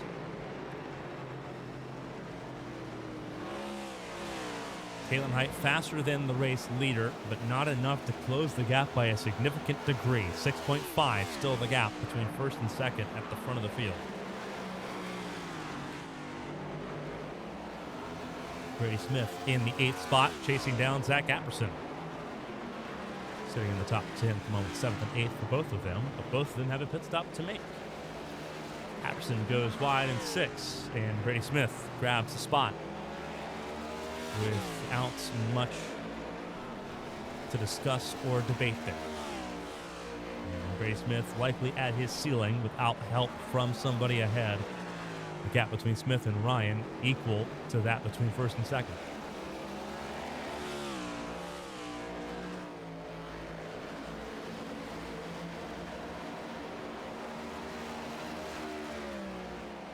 We talked about playoff drivers needing to survive here at Watkins Glen.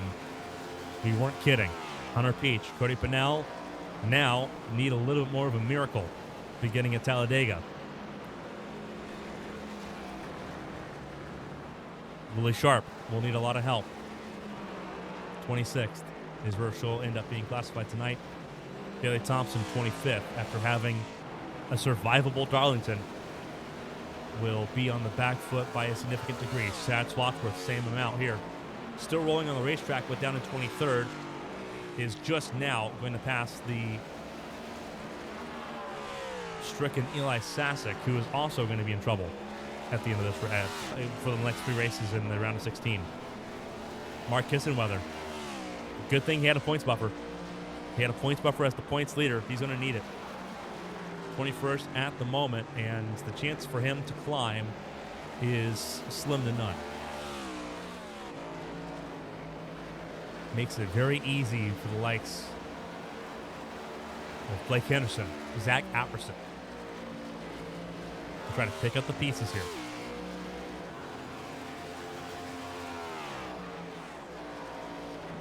Apperson and Henderson, they needed, like so many others, Josh Arnold as well, 15th at the moment. They needed to just survive, grab a result that's not bottom of the basement.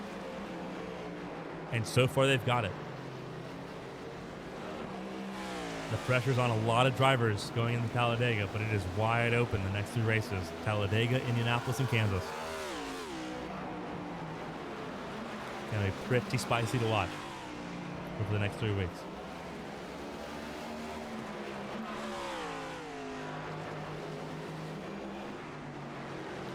Susie got around Bryn Roberts.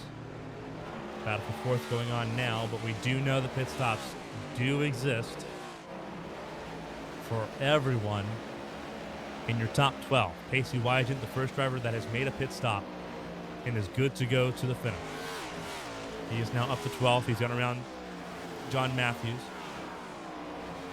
Patrick Oberstadt also good to the finish. So is Ross Baxter.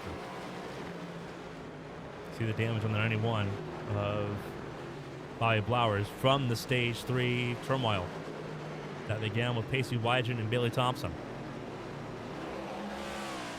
Wygant came down pit lane, all good and set to go.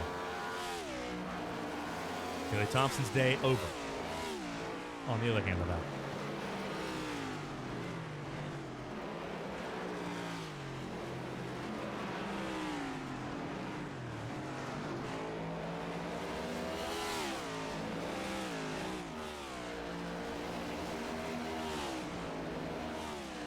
Equal gaps, top 3. 7 seconds between Sawyer and Height. 7 seconds between Height and Susie.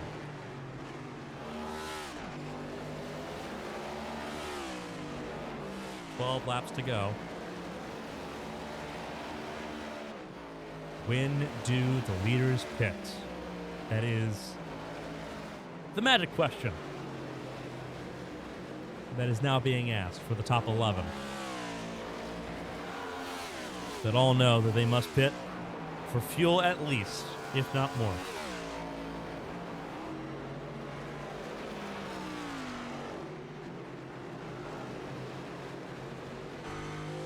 Running aboard here with Christina Ryan. She's got a 3-car fight for the top 5 that she's a part of at the moment.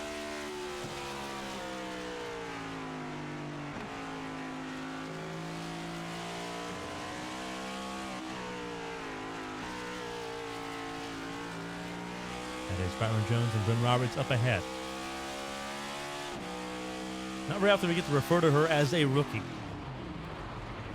One of the most experienced in Avian's network of drivers.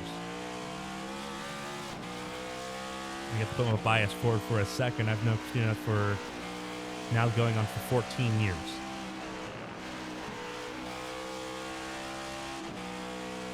Not very often I look at someone and be like, wow, you just straight up just know more. And so we don't often call her a rookie. However, we call her a rookie here. She is not a fan of this 7th generation car. Not a fan of it at all.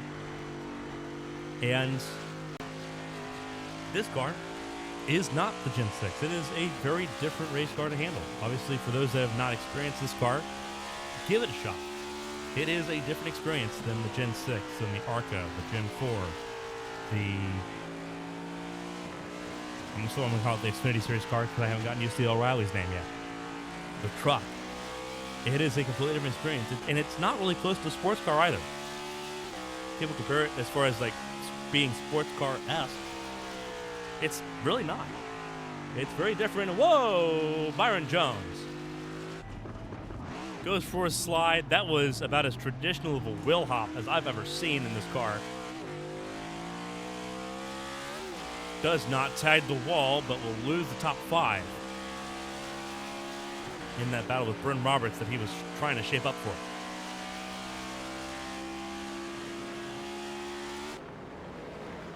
I was talking about Christina Ryan.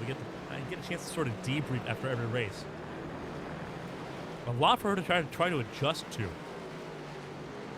The new steering, the rack and pinion in this 7th generation car, something that she does not enjoy. Does not enjoy the floaty feeling in the wheel.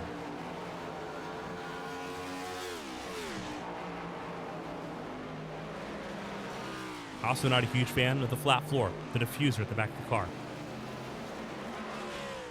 The car just doesn't behave the way she is used to for a stock car. And so it's been an interesting journey watching her actually take some of these races as a learning experience. As Tucker Sawyer comes down pit lane, the leader is in. He'll be the first one to blink, as does Zach Apperson from 8th.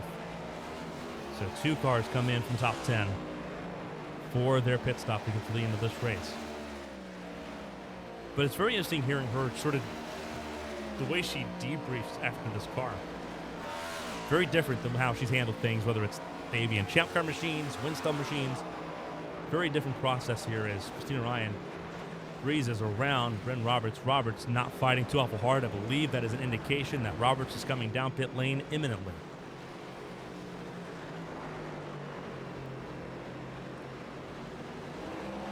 Every often we get to talk about drivers when it comes to debriefing and how they really sort of parcelize and process information. Christina Ryan, one of the few drivers you have the chance to sort of take the brain on.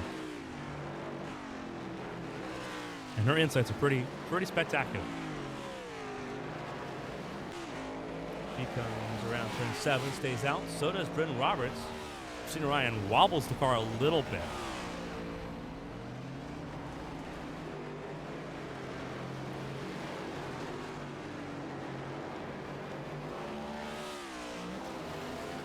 Sawyer back on the racetrack here. I believe fuel only stop for him. Yes, fuel only stop for Sawyer. He's in 6th. Behind Byron Jones at the moment. Pull up this graphic at the bottom of your screen. 24 to 26 laps is the margin.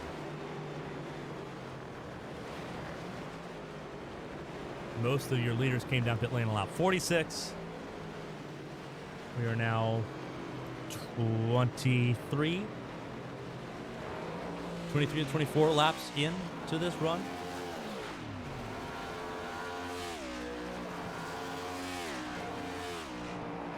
They're going to get close. They're going to get within 5 laps to go before the fuel does run out. Unless you're saving fuel, hand over fist. And Josh Susie might be trying to. Unless you're trying to save fuel hand over fist, you are not going to have a really good shot at making it to the end.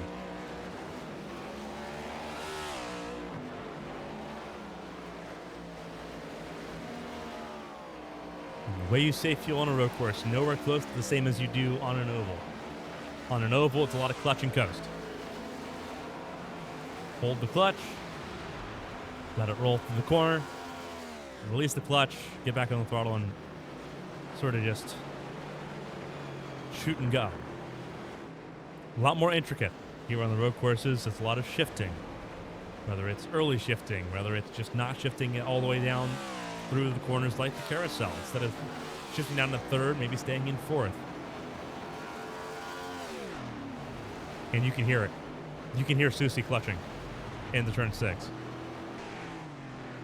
In your heavy braking zones, you can do that. Turn 1, turn 6, the bus stop, and then the bus stop. You can do that.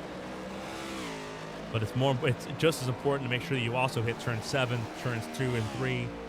Make sure you hit those just right, too. Make sure you also handle the bus stop correctly. Caitlin Height's down pit lane. So Josh Susie, your new race leader, trying to save enough. 24 to 27 laps. That gets you to about lap 73 on the numbers that we have. Lap 73. Susie was not close to Caitlin Height, was not close to Tucker Sawyer. We didn't think, just eyeballing the numbers, that it was close, that it would be possible. Josh Susie believes it's possible.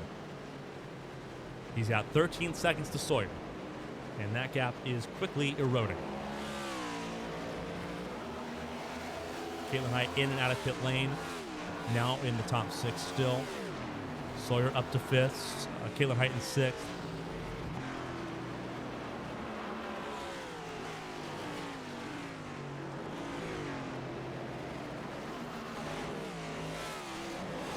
Staying out as long as you can possibly imagine. 5 to go at the line.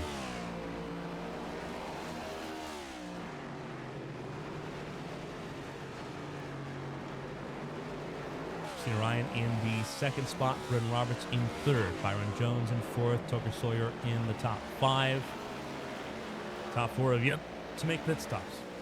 I'm trying to avoid coughing on the microphone.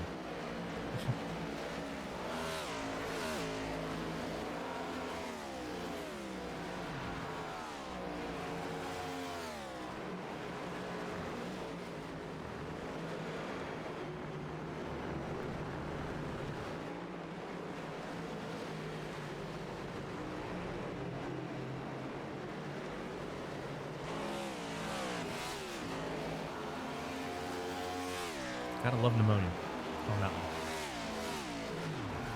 Josh Susi still clutching and coasting in traffic. Doesn't make his life better, but also doesn't make his life terribly worse. Stays out. Christina Ryan's right there, not far away. I can't imagine either of them have enough to save. Both of them are trying it. Both of them are clutching and coasting. You can hear it. I want to ride on board with Susi. I want you to be able to hear just sort of how early Susi is lifting out of it to try to save fuel.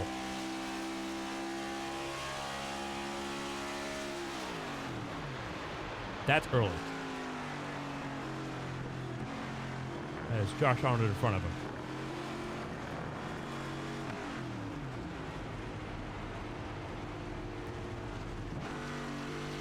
A lot of clutching and coasting there through the carousel. This is going to be close. This is going to be very, very close. 3 laps to go. Every lap beyond this is borrowed time.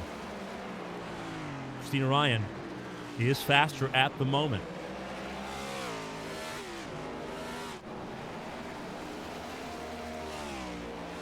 This is wild. This is absolutely wild.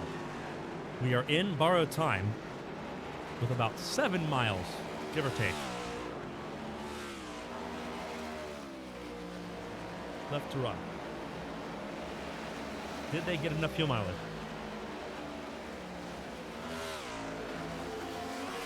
Now, reminder, pitting under caution on lap 46, that stage break.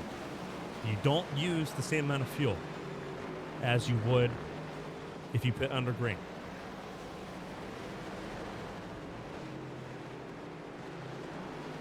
On an oval, pretty easy math.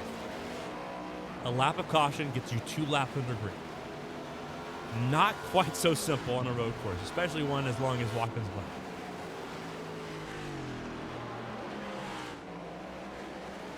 That is almost a crawl for Susi out of turn 6. Coming to 2 laps to go. I think Susi and Christina Ryan are both going to kind of commit to this. I think Brendan Roberts is too. Byron Jones has been passed by Sawyer. Sawyer's full bore. I think he has realized now he may have been skunked out of the podium. He potentially may have been skunked out of the podium by a fuel safe strat that went under the radar because the number didn't look viable. We saw 24, 27 at the upper end and said, okay, yeah, you're not going to go 34 laps on a fuel tank. Didn't need to go 34. Had to go 40. Had to go, not 40, 30. The question is, can you save enough? Christina Ryan is getting closer. 1.25 is the gap. Brendan Roberts, not far away. All 3 of them in the same screenshot. Oh, this is going to be spicy. Going to be very, very spicy. Coming to the white flag here at Watkins Glen. 1 lap to go, presented by Southern Cleaning Company.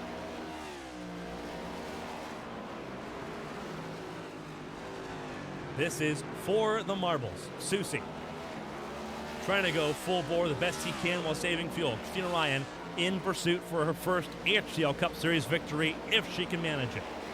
0.8 the gap. Brendan Roberts still in fuel save. He is 3 seconds away from the race lead. Tucker Sawyer cannot get to them unless they run out. Hops through the bus stop. 0.6, 0.5. It is a fuel mileage race to the finish. Susie, can he survive? Can he hold on enough? Can Christina hold on enough for a podium that seemed so unlikely an hour and a half ago? Out of turn 6 and out of turn 7 for the final time. The Fuel Whisperers run for home. Josh Susie wins at the Glen. He advances to the Championship 8. Christina Ryan completes the comeback after having to start from pit lane, despite starting second, comes back to finish second. And Bren Roberts completes the podium. Tucker Sawyer, the fastest man on the racetrack, did not have the fuel tank to last what seemed like a surefire pit stop will deny him his second HTL Cup Series race win. Byron Jones, a well-earned top 5. Josh Susie, the man who saved enough, is your race winner here at Watkins Glen.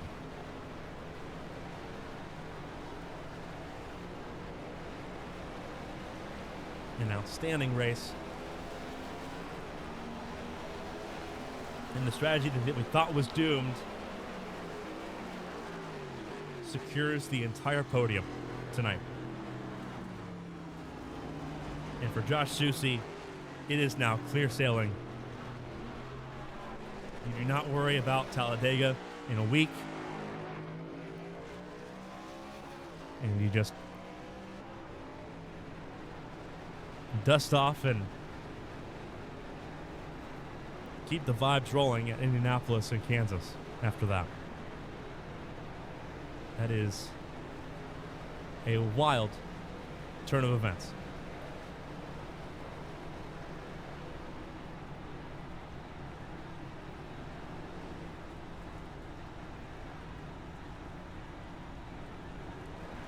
Absolutely wild.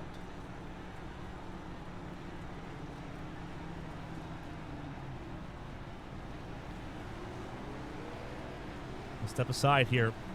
Your race winner, Josh Susie. We'll hear from him and the rest of the podium finishers in a moment here at Watkins Glen.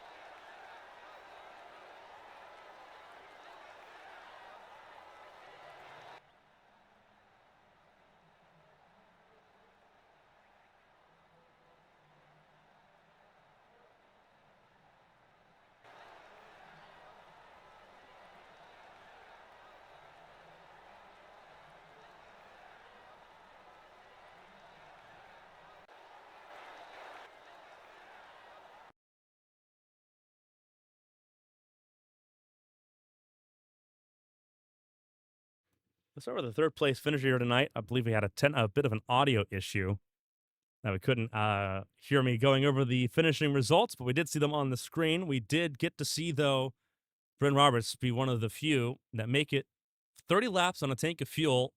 Fuel save was important. Bryn Roberts, walk us through how that played out for you and how quickly you realized that you could do it.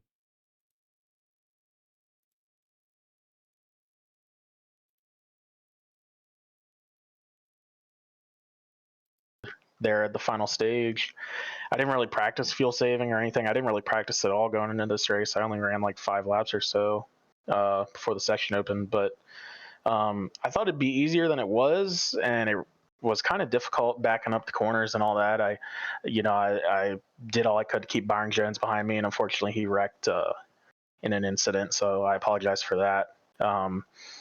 But yeah, I let Susie go. I didn't think he could make it, but I probably should have figured that Susie could make it, knowing him. But kind of surprised Tucker and Caitlin didn't make it. I thought they would be good, so I'm not really sure what happened there. But yeah, just lucky to make it. How it went. Obviously, this is a race that either you do well and it makes your life a lot easier the rest of the round of 16, or it goes badly and you're left fighting the next 3 races. Pretty good spot to be in from Darlington and here in Watkins Glen, knowing that you've got a pretty lofty cushion now going into Talladega, a race that traditionally across the board you've been good at. How important is that buffer going into Talladega, knowing that this is a field that is going to start feeling a little bit more desperate next week? Yeah, I think for the position that I'm in, especially going out of Darlington, I came into tonight's race knowing I just needed to stay out of trouble and have a good points day. The way the system is set up and the format is here in HTL, I kind of know that these first 5 weeks of the playoffs, you kind of just do everything you can to accumulate points, and then when you get to the final 3 weeks, that's when you'll start to see things ramp up, and the racing will get real hard. But until we get there, for me, it's just finding a way to finish these races, and that's what I came out here to do today, and luckily I did that. It works out for you pretty well. Obviously, we know how successful you can be at the tracks coming up here, Talladega, Indianapolis, and Kansas. The next 3 races in the round of 16, a pretty lofty spot for you here. Before we let you go and obviously let you debrief and get ready for those 3 races with your team, if there's anyone to shout and say thank you to, the floor is yours. Congratulations on the fuel save here tonight, P3, and one of the more comfortable positions going into Talladega next week. Yeah, thanks. First, I want to say thank you to you for the broadcast. Thanks to the admins and everybody for showing up, putting this on. It's pretty fun every Monday, most weeks. Thanks to my teammates, obviously, Steven, for giving me the opportunity to race here. And yeah, that's thanks to everybody who comes out and watches and all that. So, yeah. A fantastic job for Bryn Roberts here. P3 fuel save central tonight works out well for the 83 camp with Talladega in tow here. The team feeling pretty hot going into Alabama's race next Monday. Bryn, congratulations. Thank you.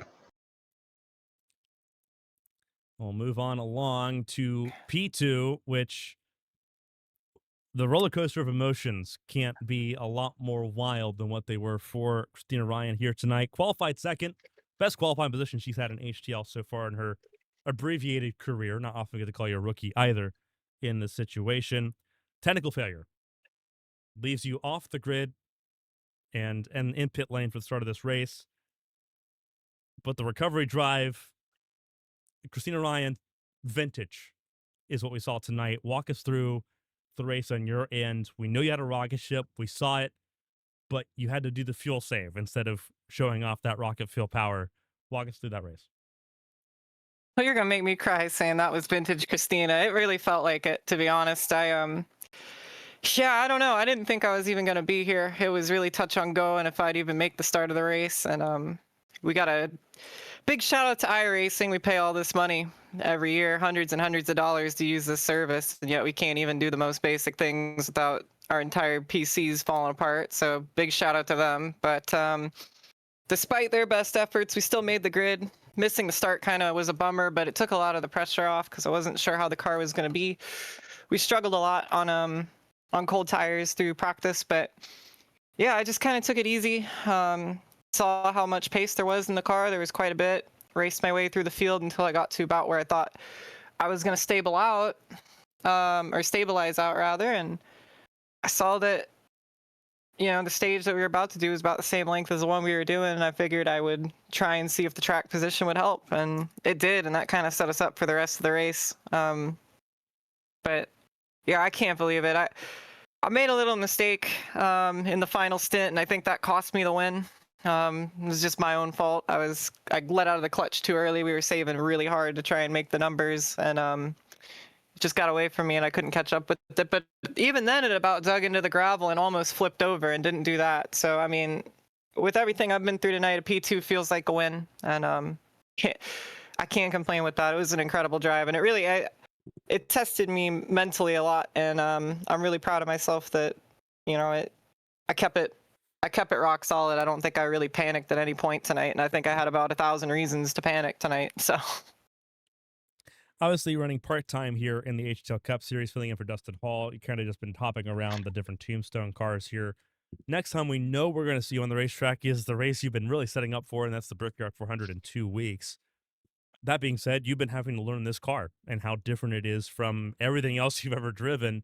What has that experience been like, and how comfortable do you feel going into that race, knowing that it's going to be a test of fate?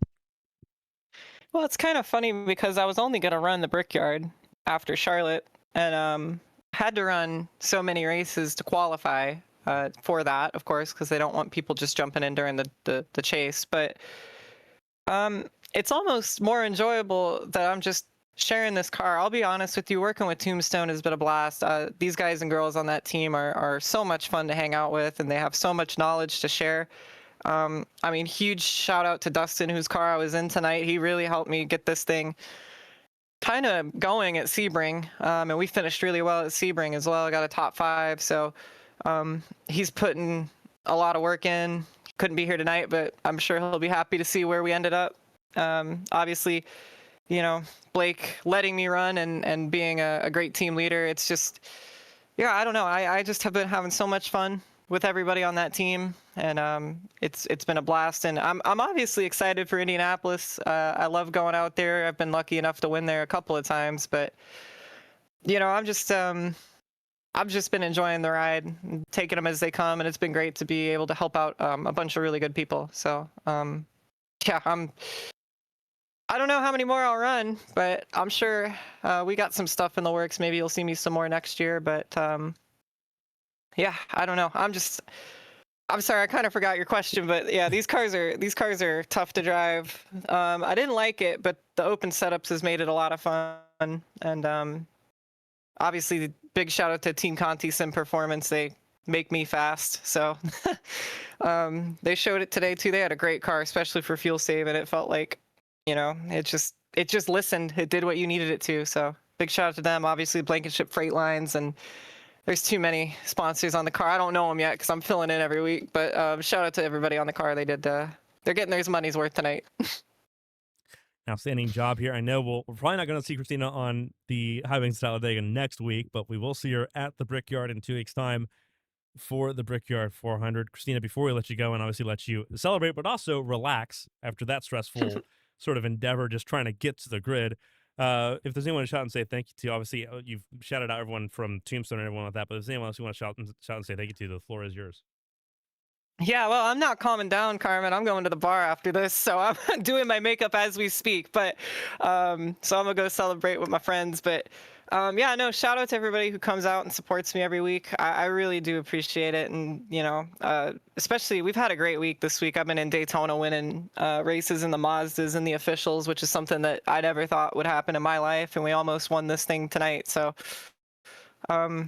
just shout out to everybody who's been supporting me. It's been a quiet couple months, but it seems like we're kind of hitting a stride, and I've never felt more mature as a driver and happier behind the wheel of any car. So super, super thankful for all of that. A big shout out to you, obviously, Carmen. I know it's been really touch and go with you lately and your health, but we love you, obviously, and it's great to see you in the booth doing what you do best. So Obviously, shout out to my mom. Shout out to all my friends watching. There's too many to name them individually at this point, but and again, shout out to Blake for letting me on the team and Dustin for letting me drive. Yeah, I didn't expect to be here tonight. I don't really, my thoughts aren't collected, but thank you very much. A fantastic job for Christina Ryan, P2 from the pit lane here tonight in Watkins Glen. We'll see her again in 2 weeks at the Brickyard for the 400 near the end of the month. Christina, congratulations. Stay safe tonight, and we'll see you again in 2 weeks.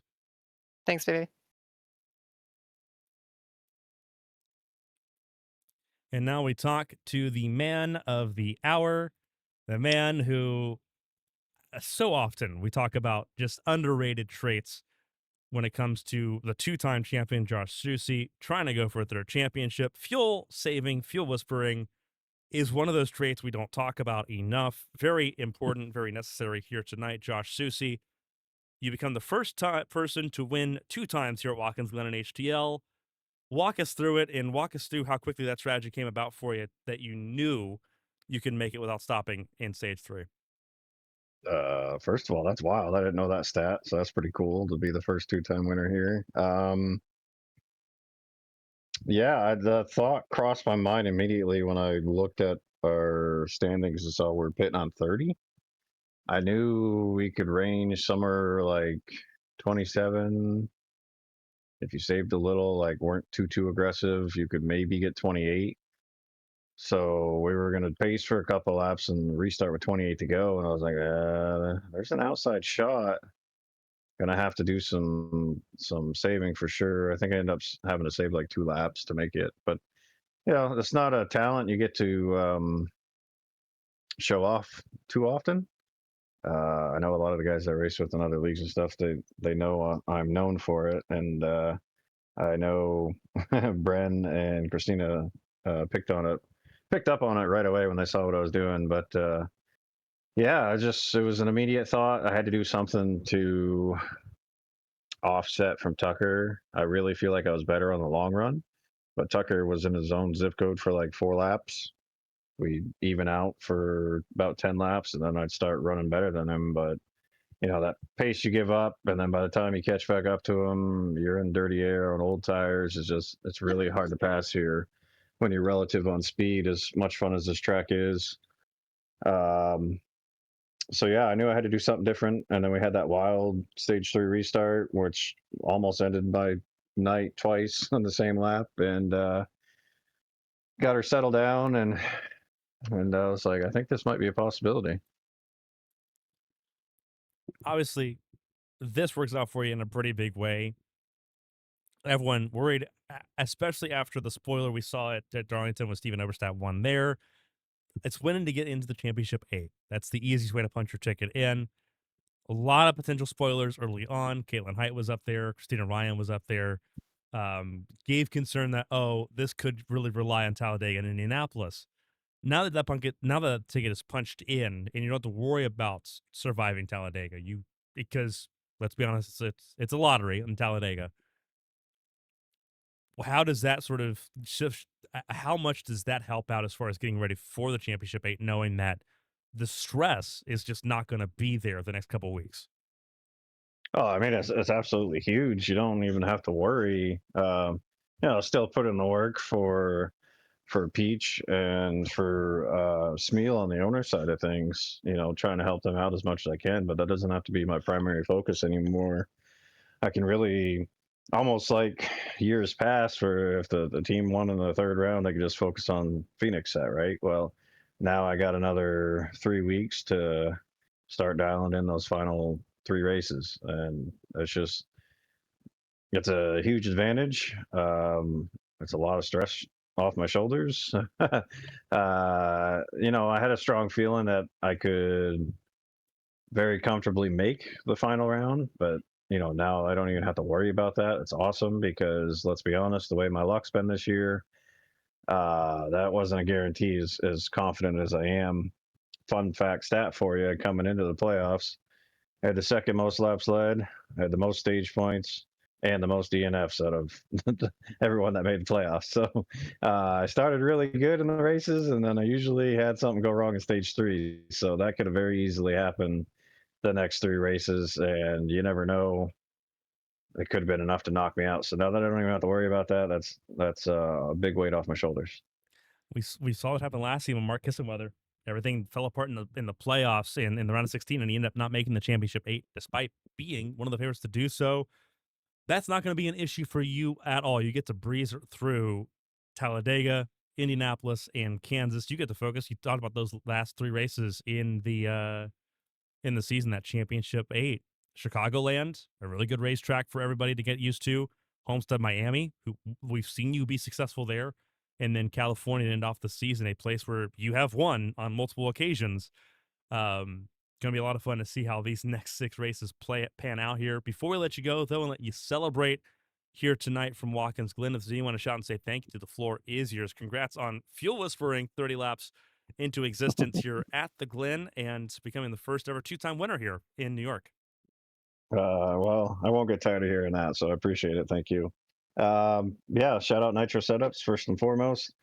That was actually the Sonoma setup that I modified. So great to have a multifaceted set base that you can use in a bunch of different places. So thank you, Nitro. Thank you to all the teammates here on NFG. I know I was really the only one that had a good showing, but they were running good until things didn't go good. So good job to them putting in the fight and putting in the work. We got a couple more races for a few of them, so hopefully we can take care of that. Appreciate everyone that showed up. We had a pretty stout field, 32 people, so thank you. And Blake and Al for all their hard work behind the scenes. And, we always got to shout you out for the broadcast. You do a great job. I enjoy watching them, even when I know usually things are set to fall apart. It's still fun to get all the insight and hear all the calls and sights and sounds. So thank you very much for what you do, and we'll try to make some noise next couple of weeks. Gets to make some noise while being in the championship 8. The only driver locked in with 3 races to go in the round of 16. Josh Susie, race winner here at Watkins Glen. Josh, congratulations, and hopefully we get to have a couple more of these conversations before the season's over. Hell yeah, thank you. That was Josh Susie, your top 10, your race winner here tonight, and locked into the championship 8 already. A fantastic job for the 24 car here tonight. Let's go ahead and go over, now that my audio is working, let's go ahead and go back over the results. We'll go over the top 12 at least. Josh Susie, Christina Ryan, Bren Roberts. Those 3 fuel saved enough to hold off Tucker Sawyer, who finished 4th. 30 laps was the magic number for them. Byron Jones also fuel saved enough to not need a pit stop, stayed top 5 ahead of Caitlin Height and Pacey Wygent.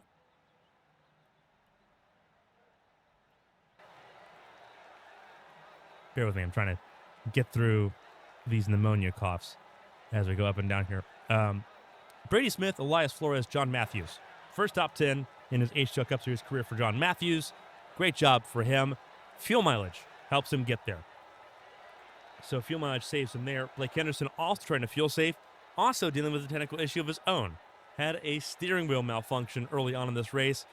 Basically had a loose steering wheel the entire race. Had to try to fight that as well as fight everything else going on in the race. Ends up 11th, but could have been a whole lot worse, all things considered. From Henderson's point of view, he'll take a result like that knowing Talladega is coming up here in a week. Patrick Oberstadt, very successful on the plate races. He's going to need to be. Did not have the best race tonight, 12th place for him. And it gets a little bit rockier the further down you go. Lily Frazier, 13th place. The top 10 streak kind of comes to an end here. In 13th, Ross Baxter, 14th. Josh Arnold, 15th, survives. He's not listed in the cyan color here, but he is a playoff driver who benefited a lot tonight from the chaos others dealt with. 15th for him. Angel Santiago, 16th. Zach Meredith and Zach Apperson surviving. 17th to 18th. Meredith had a little bit of a buffer. Apperson did not have a buffer. So, 2 sides of the coin here. Meredith having to use some of that buffer. Apperson coming from behind. Will try to do what he did last time we were at Talladega. Last time we were at Talladega, and that's a win. If he can do that, he will also end up being in the championship 8. Richard Odie, 19th, finished the race. Great for him. Mark Kissenweather, bad race. Not as bad as it was last season. He recovers for 20th place. Still top 8 in points after tonight, but his margin at the top is very greatly diminished. By Blauer's 21st, Chad Swatsworth, Eli Sasek. You start looking at some of the retirements here with Sasek. Couldn't escape that one, unfortunately. Sasek, the first retirement on the list. Davis Mills Jr. in 24th. If I'm not mistaken, give me a double second. Yeah, 24th. Bailey Thompson, 25th. Louis Sharp, Stephen Overstat, Jason Scott, Callie Height, Olivia Pereira, Cody Pinnell, Hunter Peach, all retirements here in Watkins Glen. That'll do it from us here from Watkins Glen. We'll be back live next Monday for the HTL Cup Series at Talladega for the Alabama 400. We hope to see you then. On behalf of everyone here from ABN, for HTL, I'm Carmen Sienna. Please stay healthy, stay safe. We'll see you next Monday in Alabama. Until next time, so long, everybody.